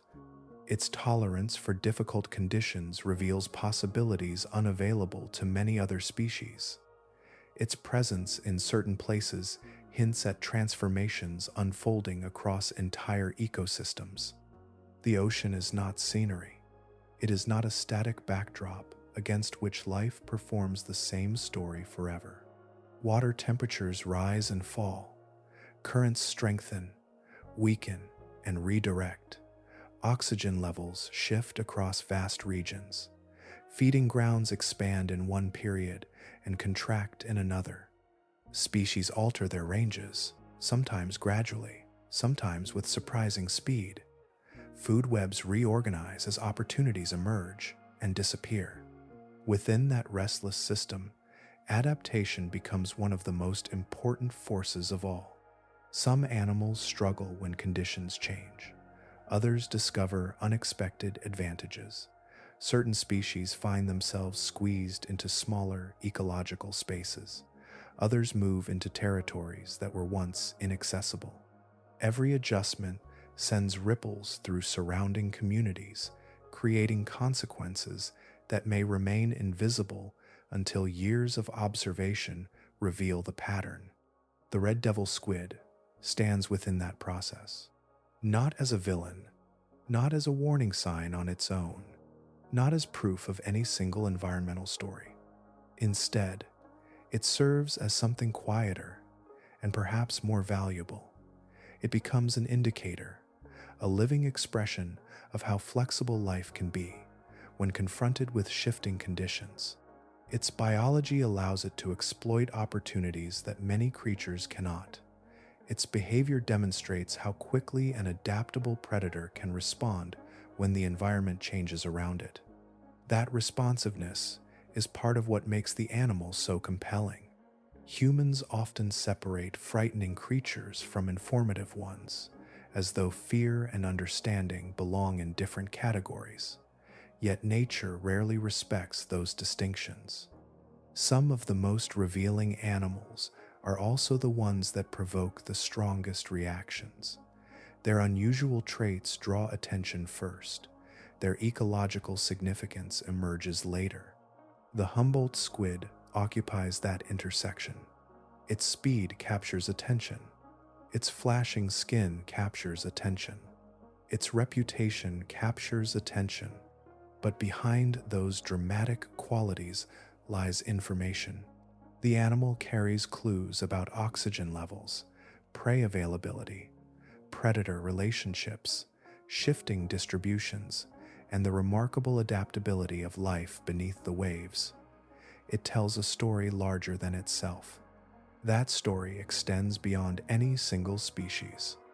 Each observation of a Humboldt squid moving through unfamiliar waters, each record of changing abundance, each glimpse into its behavior contributes another small piece to a broader picture. The deep ocean is responding continuously to pressures both ancient and modern. Sometimes those responses unfold quietly. Sometimes they appear in the form of animals whose presence suddenly becomes impossible to ignore. In that sense, the squid becomes almost symbolic, not because it was chosen to represent change, but because its life naturally reflects change already underway. It occupies a place where biology and environment meet. Every adaptation written into its body becomes part of a larger conversation between a species and the world surrounding it. And perhaps that is the deepest reason the red devil remains so memorable. Sometimes the creature that unsettles us most is also the creature revealing something important. Beneath the reputation, beneath the nickname, beneath the flashes of red moving through dark water, there is a message carried not in words, but in existence itself. The ocean is changing. Life is changing with it. And among the many voices emerging from the depths, few speak more clearly than the squid that humans learned to fear before they fully learned to understand. As the journey draws toward its final horizon, the question that lingered from the beginning settles gently into focus. Why is the red devil squid considered the ocean's most terrifying squid? The answer is not found in a scientific ranking. No formal scale exists that measures fear across the living world. Marine biology does not assign trophies for intimidation. Nature has no category reserved for nightmares. Yet, reputations do not emerge from nothing. They form when many separate impressions gather around a single animal and refuse to fade. The Humboldt squid carries an unusual collection of qualities that humans instinctively notice. It can drift through the water with deceptive calm, then accelerate with startling speed. Its skin can flash with dramatic shifts of color, transforming a body already adapted for life in dim environments. It hunts in groups that can turn open water into a place of relentless movement. It enters oxygen-poor layers that challenge many other animals. It possesses hooked suckers designed for grip, a sharp beak built for processing prey, and sensory systems capable of navigating a world where visibility is often limited.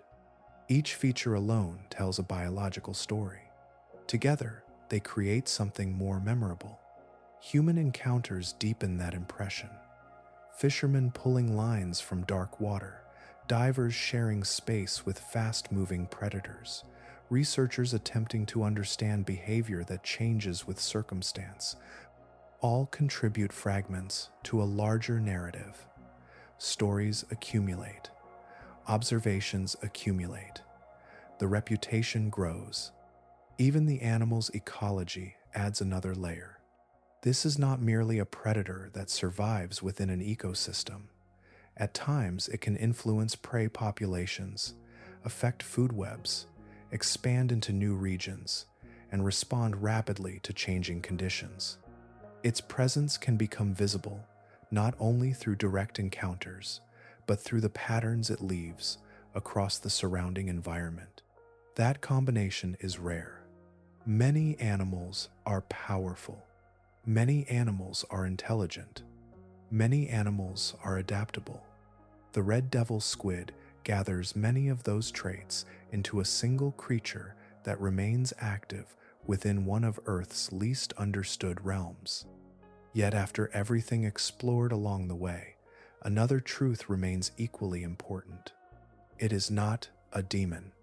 It is not a monster emerging from some hidden world beyond nature. It is not an exception to the rules of life. Rather, it is an expression of those rules carried to remarkable precision. Every adaptation serves a purpose. Every behavior emerges from pressures imposed by a demanding environment. Every feature reflects countless generations of survival within a dynamic ocean. The hooked suckers make sense. The flashing skin makes sense. The speed makes sense. The cannibalism makes sense. The shifting range makes sense. The ability to function where oxygen is scarce makes sense. None of these qualities require mythology. Reality provides more than enough explanation. Perhaps that is what gives the animal its lasting power over the imagination. The red devil squid feels impossible at first glance, yet the closer it is examined, the more coherent it becomes. Fear gradually transforms into understanding, but understanding does not erase the fascination. If anything, it deepens it. Beneath the nickname, beneath the stories, beneath the flashes of red moving through dark water, there is simply a squid exquisitely adapted to a difficult world. And that may be the final answer. The red devil earns its reputation not because it belongs in fiction, but because it does not. It reminds us that the ocean requires no invention, no exaggeration, and no supernatural force to inspire awe. Deep beneath the surface, evolution has already created creatures that seem to stretch the limits of imagination while remaining entirely real. Before we drift away for tonight, let me know in the comments which deep-sea creature you would like to explore next. And if you enjoy calm journeys through the hidden science of the ocean, consider giving this video a like and subscribing to the channel. It helps more curious minds find their way down into the deep with us.